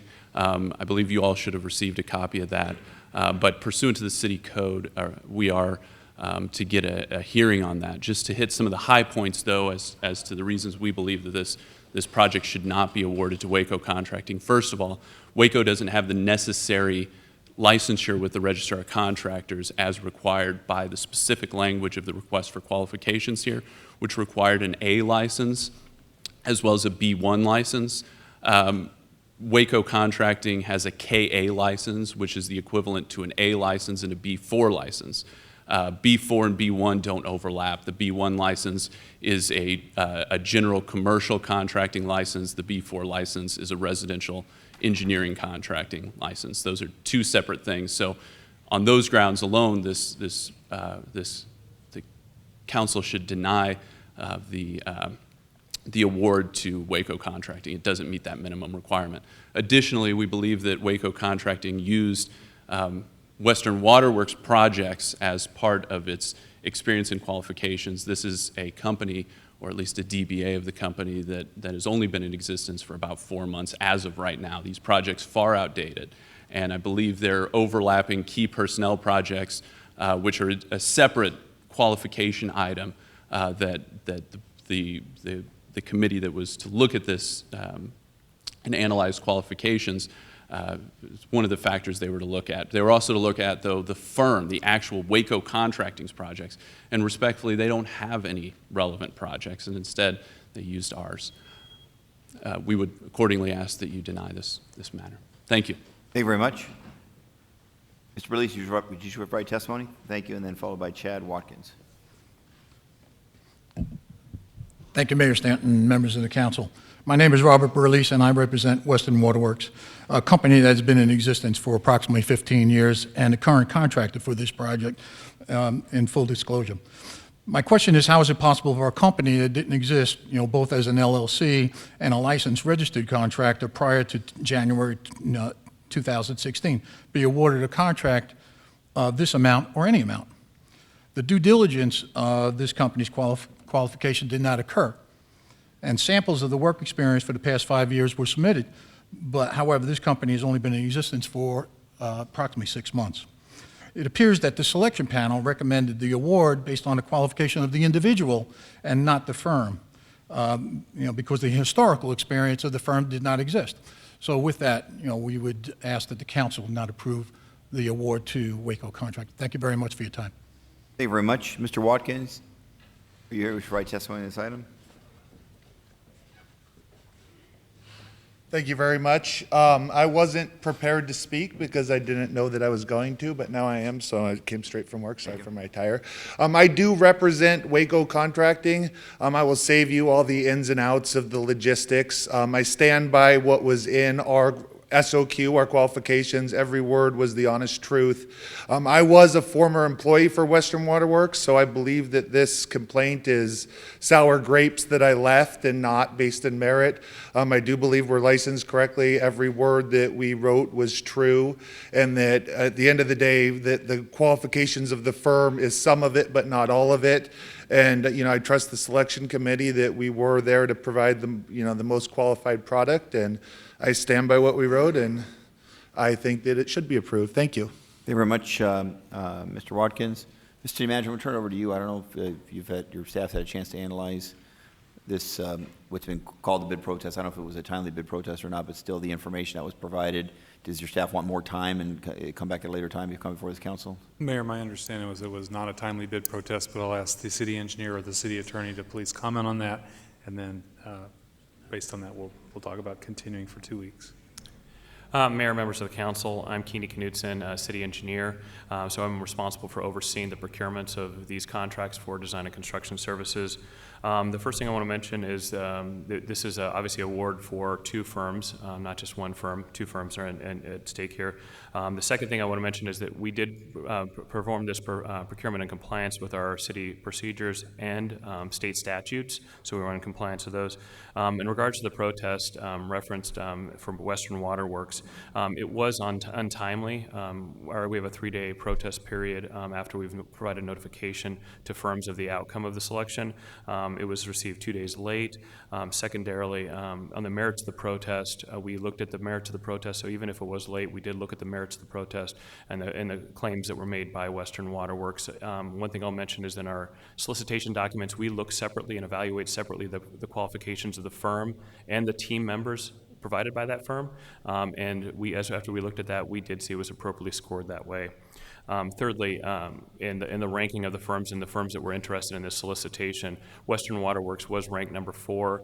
They protested only one of the parties, which is Waco. So the outcome of this protest, even if it was to happen and find in favor of Western Waterworks, it would not change the outcome of the selection and bring Western Waterworks into one of the recommended parties. All right, thank you very much for that explanation. All right, and I'll turn over to the council. Any questions? Councilman Cicio, please. Just a quick one, though, too. I mean, how big is your firm? Total, we're about 35 employees. So it sounds like it's a new business, which I'm okay with. Yeah, we started the underground division, so there was, we took 5 or 6 guys and combined it as a business. So is... All that was accurately represented. No, I'm not disputing any of that, but the question I've got then to staff is this a new company as of 2016? Remember, I like small businesses starting up. I'm one of those guys, so I'm not opposed to that. I'm just curious if that did start in 2016, or is this a merger with another company? What is it? Because that is one of the issues that came up. Mayor, Councilman DeCiccio, as far as we know, yes, it is a recent company being formed. But as I mentioned, we evaluate both the firm experience as well as the team member experience provided to perform services under the contract. From one end, I got the arguments that were here, but I kind of like the guy, he comes in with a T-shirt and right off at work. I mean, that's a small business person that we want to encourage the American dream for. If they start off a business, it's not a bit against anything that you guys are working on or what you've done. It's just the idea that, especially with someone who's unprepared to talk, has a difficult time. I mean, I like that about America. But I do want to hear from staff. I know we're going to continue this for a couple of weeks. I want to see where you're going. We had a similar situation happen with a shelter contract that was really difficult. We had big companies come in, small company came in, and now they're doing like an amazing job at the city of Phoenix. So I'd like to hear more about it. I'd like to hear what it is that if there are other issues that are out there. I don't mind, sure, but, you're welcome to come up and. We're going to continue it, but just so you know. I personally received information from the procurement manager, Candy Kowalski, I believe that was how she pronounced it. The only deadline date that we had to file a formal protest was this date today, June 1st, when council was going to consider this for award. And that was, and I believe I have that in writing as well. Is that correct? No, there were other times where our protest policy is set up in city ordinance. There are several different times to protest, but the one that is referenced to what we would hold them to is when we provided notification on which firms we're going to recommend award of these contracts, and that was the one that was not timely. So it was not timely? Well, I'm sorry, so Mr. City Manager, do you have a recommendation? Mayor, certainly if the council would like to get more clarification, we are all being hit with this on the floor. It is challenging for staff and for you when we have clearly laid out protest periods and those are not followed. It puts the burden on the protester that they did not follow it. But if it's helpful to the council for us to take 2 more weeks, we can do that. All right, does anyone on this council wish to ask for a continuance of 2 weeks in light of the information that's provided to the council? Councilman Pastor? I move for a continuance. Second. I have a motion to continue this for June 15th, yeah. But Mayor, may I ask Councilman DeCiccio, please. One of the things I think to address is the timeliness. I mean, we're hearing from staff that it was not timely. That means they didn't have the opportunity. That's what I hear. When I hear that the word it's not timely, is that not timely on our end or not timely on their end? No, what I'm saying is we have very clear rules. This council adopted a procurement code because we used to experience this a lot, and we did not have clear code describing protest periods. Now we do, and so when people don't meet those protest periods, there's an issue. It puts you in a difficult spot, but we also want to make sure we have all the information so that you can make the best informed decision. So we can take 2 more weeks, get you a very clear report about what happened, the issues here. Particularly on the issue of licensure, whether or not they've made a timely bid protest, it's critically important to ensure that any companies doing business with City of Phoenix, especially on a project like this, have the appropriate licensure. And so, even whether it's protest of timely or not, we got to get to the bottom of that. And whether June 1 is the last day that they were told that they could protest, because that would be unusual. They usually are given more time to file a protest, have it evaluated, then come to council. Mayor, Councilman DeCiccio, I understand there are actually 2 contracts, and there were 2 protest deadlines. We're here on the first of those chronologically. That protest deadline was many, many days ago. They missed the deadline by 2 business days. And so there is another contract that's in the works, and they have made a protest on that one. I don't think we have determined yet administratively whether it's timely or not. But a letter will issue on that soon. That's my understanding based on my briefing today. Let's get the facts, I guess. Thank you. We owe you clarity. We will get that. All right, so a motion to continue. We have a second. All in favor, say aye. Any opposed? Passes unanimously. Next item is item 85. We have a motion on item 85. Move approval of item 85. We have a motion. We have a second on 85. Blue Crawley, did you provide testimony on item 85 regarding accepting federal transportation funding for fiscal year 2017? Please. Right, a couple problems with this. I'm a bicycle activist. I'm the one that got the bike racks on the buses.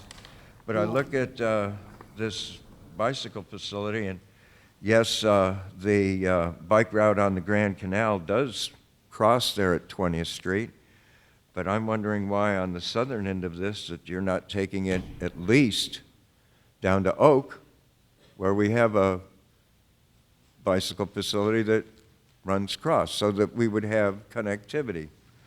And then when I look at the northern part at Glendale, between Bethany and Maryland, there's a big old chunk of property we don't own, and it's been a hindrance to the bike route that used to go there, and I'm wondering what are we doing there, because I'd love for a bicycle and pedestrian facility on 20th Street to go all the way from Oak through Granada Park there at 20th Street and Maryland. But as I said, the way that that's set up, I don't see that this is going to be what's happening. I also find it abhorrent that $500,000 for 2 street sweepers. Thank goodness 94% of this is going to be federal grant money, and all we got to come up is with $29,000. But at $29,000 or $15,000 a pop, I believe that our budget is enough. We could get a few more of those out there, because those PM10s, I believe, are majorly created by the tires, that the deterioration of tires while you're out there on the roadway, that's what creates that. Because if you look at the side of the road after cars have been going by, you got that line of negativity, which is what? PM10s caused by the tires. So we need more than just the 2 street sweepers, and you need to do that bicycle facility in your district, Sal, and yours, Laura, that it's done right, that it does connectivity to the other parts of it, because, oh yeah, at Maryland and 20th Street, there's another bike route going along the Arizona Canal. So Thank you very much, Mr. let's Crawley. do it and get it done right. Appreciate it very much. Okay, so we have a motion on 85. We have a second. Roll call. DeCiccio. Noakowski. Yes. Pastor. Yeah. Valenzuela. Waring. Williams. Yes. Gallego. Yes. Mayor Stanton. Yes, item passes 7-1. Next item is item 103. Oh, okay. Item 99 is a bit on hold, and it'll be done after 108. So in light of that, we'll move on to 103.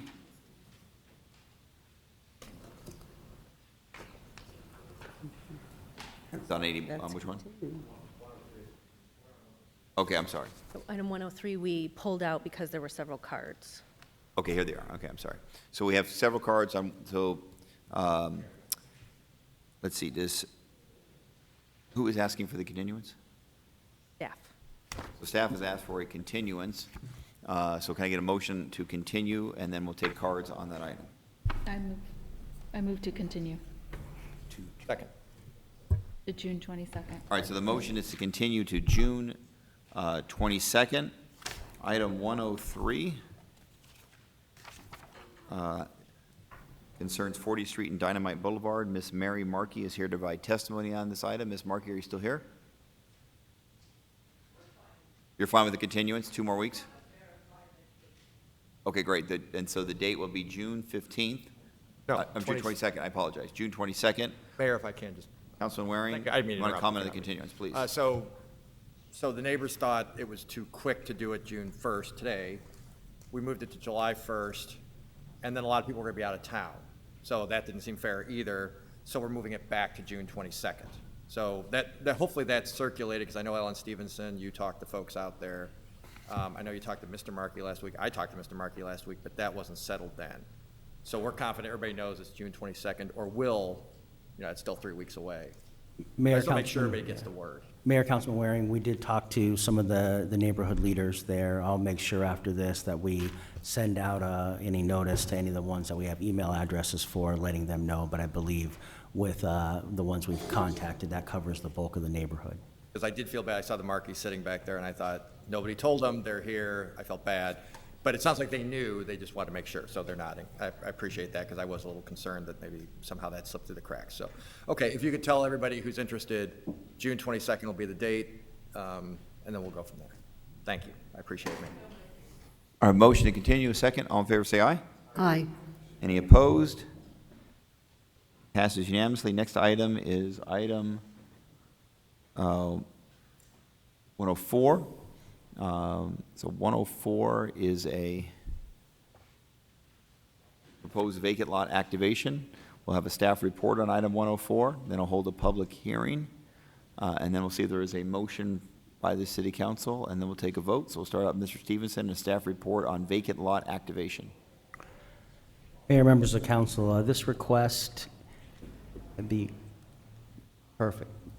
All right, thank you very much. The clicker wasn't working here. So this request is a text amendment to the zoning ordinance to section 708, temporary uses to add interim vacant land use regulations along the light rail line. It has been approved in 6 of the 15 villages. It was recommended by the Infill Advisory Group, and it has been under a pilot within the downtown code for the last couple of years. The pictures you see are of an existing one within the downtown code area at Roosevelt and 2nd Avenue. On the next slide, you'll see the area that we're proposing to allow it. It's an ATUP, which is an administrative temporary use permit for properties that front on the light rail line. And it would be a use permit within the blue area shown on this map, which is our adopted infill development district. So that would be a public hearing to allow them in there. This is consistent with the general plan and our reInvent Phoenix plans that call for activation of properties within these areas. It does define some setback lot coverage requirements if adjacent to single-family or HP districts. It does allow retail sales if there's a building on site and they meet the parking requirements, those types of things. This particular element of temporary uses cannot be used to allow for parking on the lot as a primary use. So it only allows for the accessory parking if you had a retail use or visiting that site. You couldn't say my temporary activation is a parking lot because that's not permitted under this category. So it was approved by 6 of the 15 villages that heard this request. They're impacted by it. 3 of them, as approved by staff, 2 had some additional modifications. The Planning Commission recommended approval per staff, and NHD Subcommittee also recommended approval per staff. With that, staff recommends approval per NHD, and we're happy to answer any questions. Are any questions for Mr. Stevenson? Okay, then I'll move to open the public hearing on item number 104. Public hearing is now open. Mr. Blue Crawley, do you have testimony on item 104?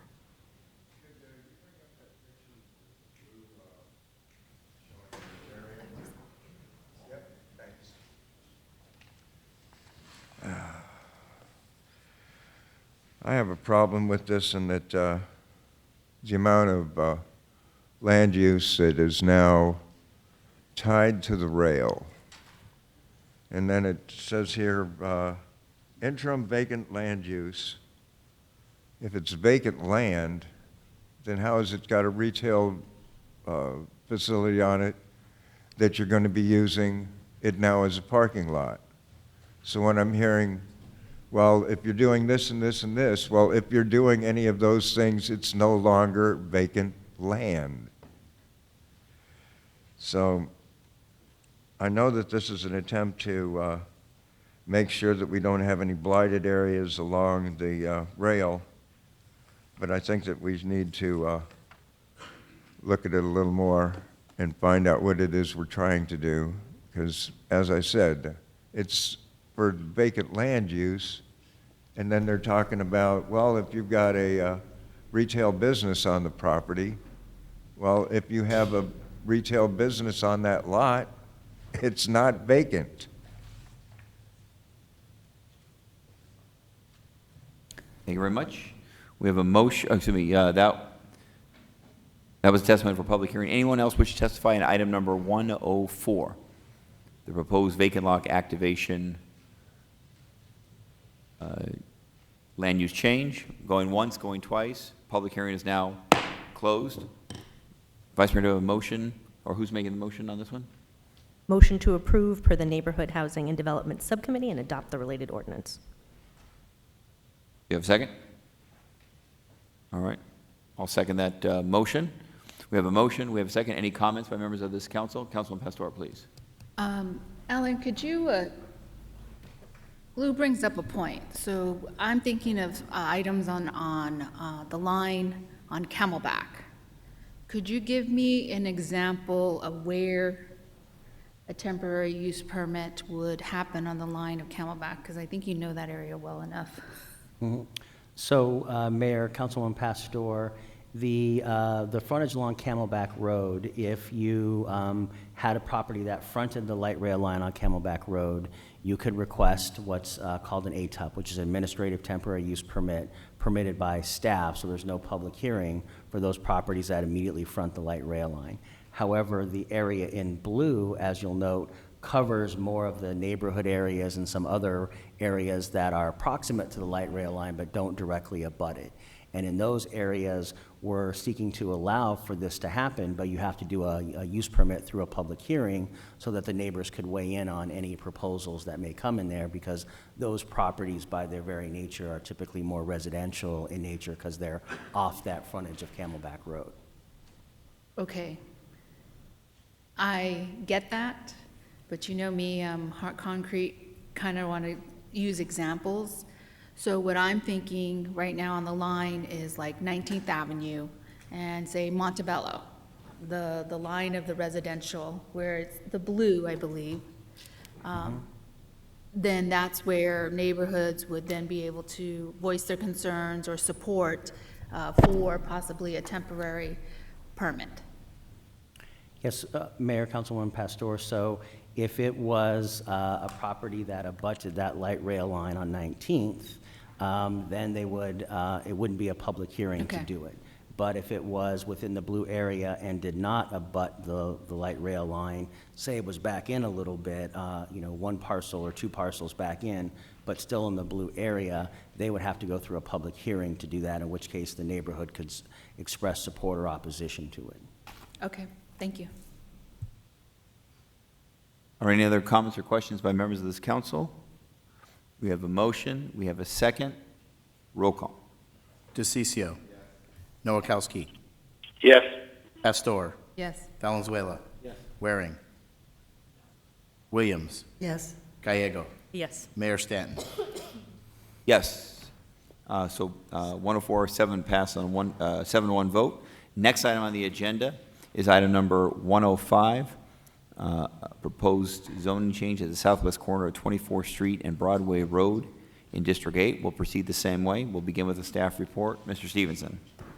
Mayor, members of council, this is a general plan amendment and the resulting resolution to change the Target Area B redevelopment plan land use map for 12.22 acres located at the southwest corner of 24th Street and Broadway Road from commercial to mixed-use residential and commercial. In this case, the South Mountain Village Planning Committee voted to approve it 13-3, and the Planning Commission voted to approve it 8-0. You see the parcel on this map right here. It's this corner right here. It is a parcel that the Neighborhood Services Department has owned for a number of years. The Neighborhood Resource Center is directly across the street here by way of reference. This is the land use plan and the Target Area B redevelopment plan, and so you see it shows it as commercial up here in this corner. This would allow for some additional residential uses, not just commercial uses, as part of the redevelopment plan for that. It is something that has been worked on with the Neighborhood Services Department, with the community, at the direction of Council District 8 for quite a while now to bring this forward. And with that, we're happy to answer any questions. Any questions for Mr. Stevenson? All right. Now we're going to hold the public hearing on 105. The public hearing is now open. Are there any cards on 105? Is anyone here in the audience wishing to speak on item number 105? Going once, going twice. Public hearing is now closed. We have a motion on 105. Vice Mayor. Thank you. This is an item in District 8, as you both have mentioned, and we really are working hard to activate vacant city land, and in this case, I think it will end up in the private sector's hands and really fulfill resources that the community has been asking for. Motion to approve per Planning Commission's recommendation and adopt the related resolution. We have a motion. We have a second. Second. Roll call.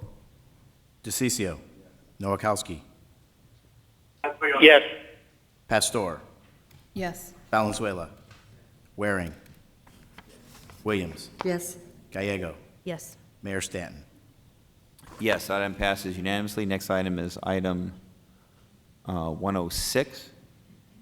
Item 106 is a proposed design review committee membership and design alternatives and sustainability bonus appeals process. Mr. Stevenson, staff report.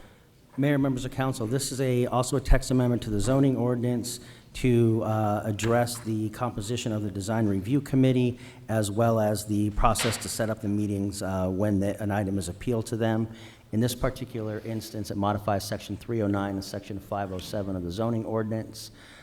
This is all due to the city adopting the Walkable Urban Code. As you recall, last July, this was adopted and put in the zoning ordinance, and since that time, staff is working on changing the zoning maps of individual properties within this area to be consistent with this council-adopted policy plan. That process has been ongoing this last year. We've been working in Eastlake to make that happen. We have that one coming forward to you in July of this year. However, it's taken us longer than anticipated to bring those items forward. And so the intent of this text amendment was to provide for some greater representation for the larger Walkable Urban Code area on the Design Review Committee. However, since we haven't been able to move as quickly as we had desired in terms of the zoning mapping exercise, the Neighborhood Housing and Development Department, in this case, wanted to recommend that the areas, the composition changes stay the same. And as part of those composition changes, we would only make changes to the time that we would bring forward for these to be appealed. Which case the notice would go from 10 to 15 days, and then the time frame to hold the hearing would be from 20 to 30 calendar days. And so you see right now that composition is only in Central City, but with the text amendment, we had looked at expanding that. However, that's not what was approved by the Neighborhood Housing and Development Subcommittee. And so as part of that, we are looking to bring that back at a later date. And so at this time, it was approved by a number of the village planning committees, as you can see here, that were all impacted by it. It didn't go to all of them because it only impacts things along the light rail line. With that, staff is recommending approval per the NHD subcommittee recommendation, which, as I stated, only brings forward those items related to the changing the 10 to 15 calendar days and hold the hearing from 20 to 30 calendar days. We'll bring back at a later time the composition makeup of the committee once we're further on in the zoning adoption process. And with that, I'd be happy to answer any questions. Any questions for Mr. Stevenson? I'm now going to open the public hearing on item 106. Public hearing is now open. Are there any members of the public wishing to speak on item number 106? Going once, going twice. Public hearing is now closed. Do we have a motion on 106? Motion to approve per Neighborhood Housing and Development Subcommittee and adopt the related ordinance. Second. We have a motion. We have a second. Any comments by members of this council? Roll call. DeCiccio. Nowakowski. Yes. Pastor. Yes. Valenzuela. Waring. Williams. Yes. Gallego. Yes. Mayor Stanton. Yes, item passes 7-2. Next item is 6-2, I apologize. Next item is 107 concerning farmers markets in the city of Phoenix. Staff report by Mr. Stevenson, please. Mayor, members of council, I do have a PowerPoint for this, but in the interest of time, maybe I'll just go through quickly. If the council wants a larger presentation, I'm happy to provide it. In this particular case, this is a request to amend the zoning ordinance related to farmers markets, and it was reviewed by 12 of the 15 villages and approved as proposed by staff. 3 approved it with some additional modifications. The Planning Commission approved it with a change to allow for mobile vending to take place as an accessory use in a farmer's market as approved with an administrative temporary use permit. However, the Neighborhood Housing and Development Subcommittee did not approve that proposed language because it is something that staff believes will be difficult to enforce. The purpose of this text amendment is to make it easier for people to do farmers markets and provide healthy produce and fresh vegetables throughout the community at farmers markets. And so with the text amendment, it creates 2 categories. One, which is an ATUP, very easy to get process for the healthy foods, but it does still require the use permit if you're going to do the mobile food vending like hot dogs and tacos and all those other trucks that we have that are out there, because that creates more of an impact to the community. And the Planning Commission recommendation sought to allow healthy food to be dispensed from those trucks and make it easier to get those located as part of the process. However, that creates some issues from the zoning enforcement perspective, because at the end of the day, what the impacts to surrounding properties are the same. If there's a truck pulling up and somebody's walking away, you know, with a head of lettuce and 2 tomatoes, or somebody's walking away with a hot dog and a bag of chips, it's the same impact to surrounding properties. So it's a little bit harder to make that legal justification, and that is why staff recommended to the Neighborhood Housing and Development Subcommittee that they go with the staff recommendation, which keeps those two classifications fairly pure from the standpoint of, if you're offloading things, not selling it out of a truck, it's very easy to get a staff approval to make that happen, and easy to help you know, communities get their healthy vegetables. But if you want to do the mobile vending part, it still allows it, but you have to have a public hearing process to do that through the use permit. With that, I'd be happy to answer any questions. Any questions for Mr. Stevenson? Can Councilwoman Murray, please. briefly, so this is pro-farmer's market, makes it easier to have a farmer's market, just not the food trucks. If I was a citizen, is that kind of the way it would be summarized? Mayor, Councilman Waring, that's correct. Thank you. All right, any other comments or questions? We'll now open the public hearing on item number 107. Public hearing is now open. Any cards on 107? Is anyone here wishing to comment on item number 107? Going once, going twice? The public hearing is now closed. We have a motion on 107. We do, and thank you to staff for working hard on this, as well as many people, including Vitalist in the nonprofit sector. I think this was a good collaborative effort that will help Phoenix be healthier. I move approval per the Neighborhood Housing and Development Subcommittee recommendation and adopt the related ordinance. We have a motion. We have a second. Any comments, members of this council? Roll call. No. Oh, Councilman, do you have a comment, please? I can make it when I vote, so. I can make it when I vote. Okay. Roll call. DeCiccio. Noakowski. Yes. Pastor. Yes, and Valenzuela. I would like to thank staff and those that were involved in this process, because really, for me, it looks like it's a pro-neighborhood, pro-small business, and pro-farmers markets, and so it's a great collaborative effort that was done. So thank you. Valenzuela. Waring. Williams. Yes. Gallego. Yes. Mayor Stanton. Yes, item passes unanimously. Next item is item 108, off-premise signage. Could we get a staff report on item 108? Mr. Stevenson. Mayor, members of council, this is a citywide text amendment to address off-premise signage, commonly called billboards. However, it is very narrowly tailored based upon locational criteria, as shown on the PowerPoint here. In order to utilize these provisions of this text amendment, you have to be located in a PUD area that has a minimum 20-acre requirement, located in a designated redevelopment area, located in the village primary core, and adjacent to a permitted freeway for billboards.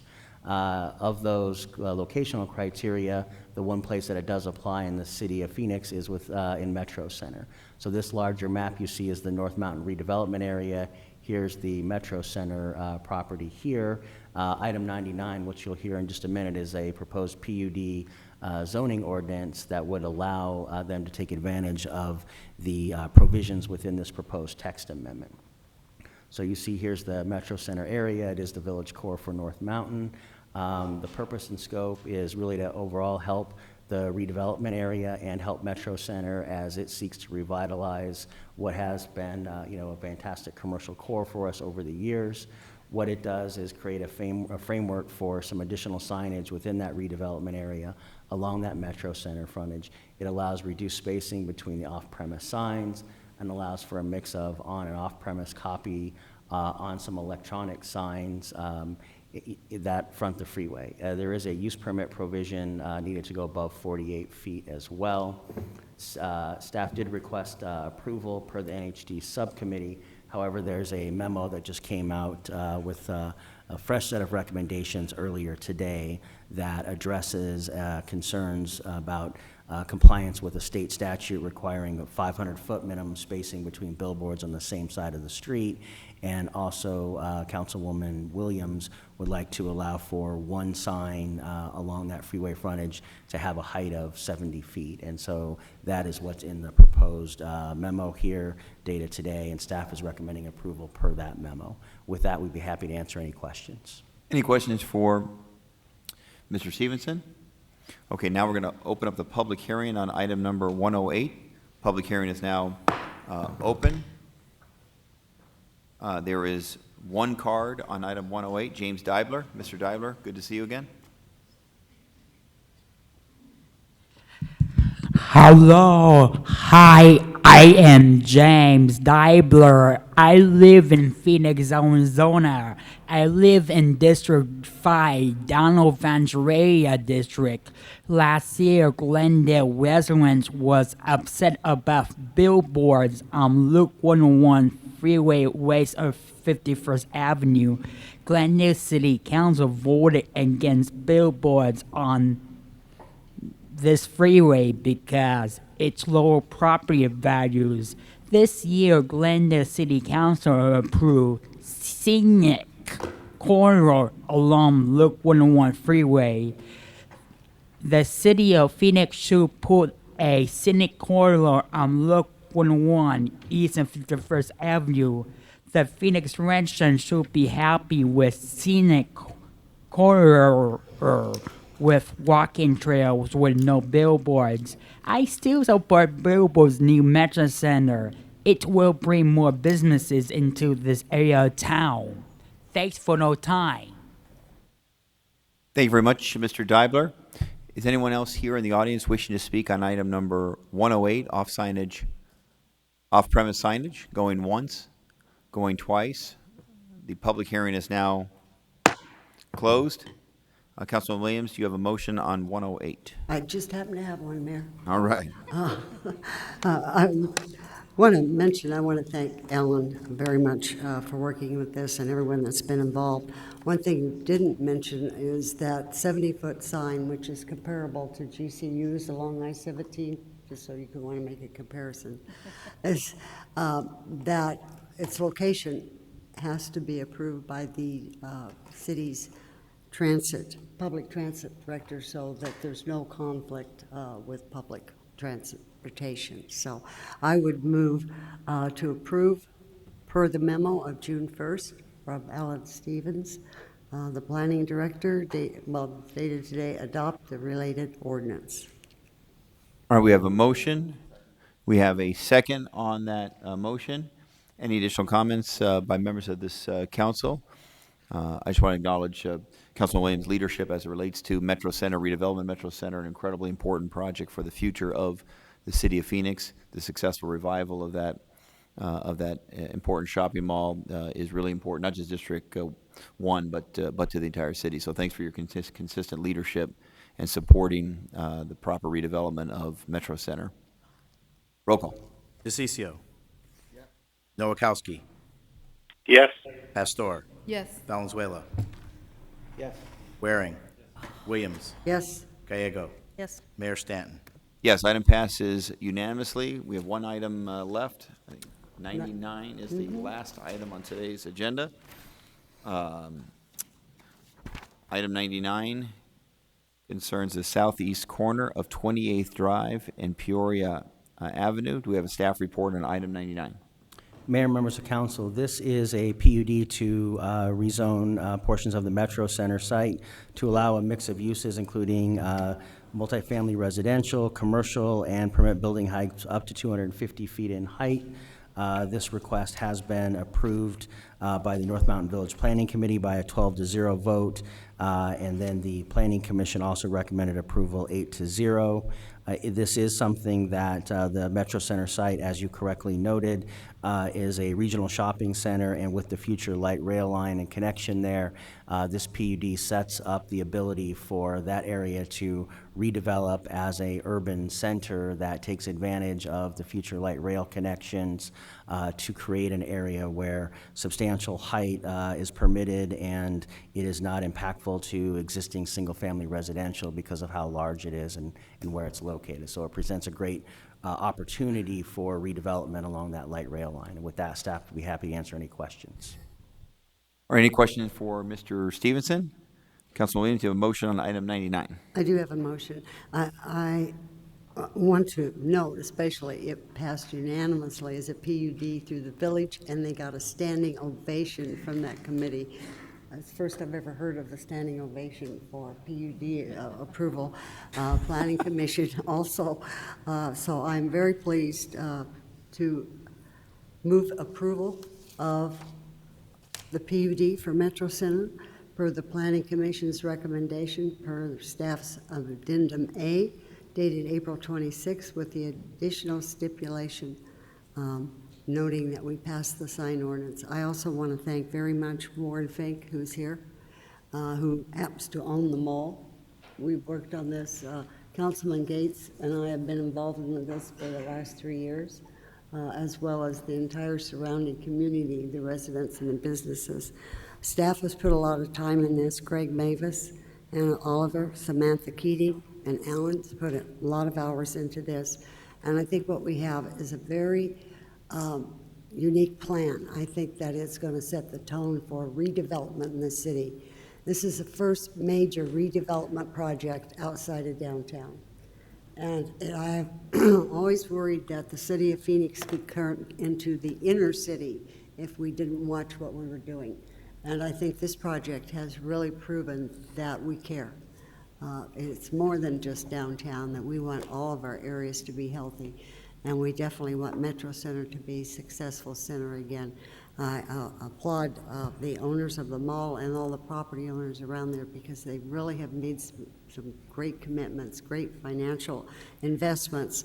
And I fully believe that this is going to become a major asset to this community. And once again, it'll be a top revenue source for the city of Phoenix. So I move approval. All right, so we have a motion in favor. We have a second. Mr. James Dibler, did you wish to provide testimony on item number 99? Please come forward. Hello, I am James Dibler. I live in District 5, Donald Ventura District. Long time ago, Metro Center Mall used to be a busy mall with the ice rink and over 200 shops. When time go past, the mall will start losing shops to Arrowhead Mall, and the first entrance was closed was Macy's. After that, JCPenney's, and the other Macy's pull out. It's time to redevelop Metro Center Mall, because we need to restore the area with new redevelopment and new housing. Thanks for no time. Thank you very much, Mr. Dibler. All right, we have a motion. We have a second. Any additional comments by members of this council? Mr. Stevenson, Mayor, members of please. council, just noting for the record that the adoption also includes a related ordinance. Yes, it does. Excellent. Yes, it does. All right, good. All right, thank you for that clarification. Roll call. DeCiccio. Noakowski. Yes. Pastor. Yes. Valenzuela. Waring. Williams. Yes. Gallego. Yes. Mayor Stanton. Yes, that item passes unanimously. There will be no other further cards for citizen comments. There is one. We have one further card for citizen comment. It is Mr. Dibler. You wish to provide citizen comments to this council?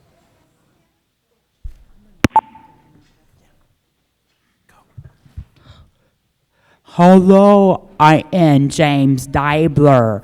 I live in Donald Ventura, Phoenix District 5. There is a drug house located on the northwest corner at 6524 North 41st Drive near Serena Vista Drive. There are people selling drugs at this house. These people are staying up late selling the drugs to teenagers and adults. My friend John Penricks told me there are bicycles going to this house buying the drugs from the individuals. The neighbors at West Plaza neighborhood are unhappy with the situation across the street. The Phoenix Police Department need to keep a close eye on the drug house located on 41st Drive and Sierra Vista Drive. The uncolored police officer needs to make this arrest at this drug house before someone get hurt. I know Phoenix Police Department is doing a good job on educating people about the dangers of drugs. I support Democratic candidate Hillary Clinton for president of the United States. She will do an excellent job on higher education. There is college students taking out more loans to pay for their education costs. The costs for college tuition are growing up year after year. The federal government needs to make sure college education be more affordable for people. Thanks for no time. Mr. Deibler, I will ask Mallory Hutchison, who's my chief of staff, to get some time with you here in just a moment and take the address, and we'll work with the Phoenix Police Department on that address. Thank you so much for speaking up, sir. Okay, thank you. All right, thank you very much. We have no other citizen comments, no other business for the city council. The meeting is now adjourned.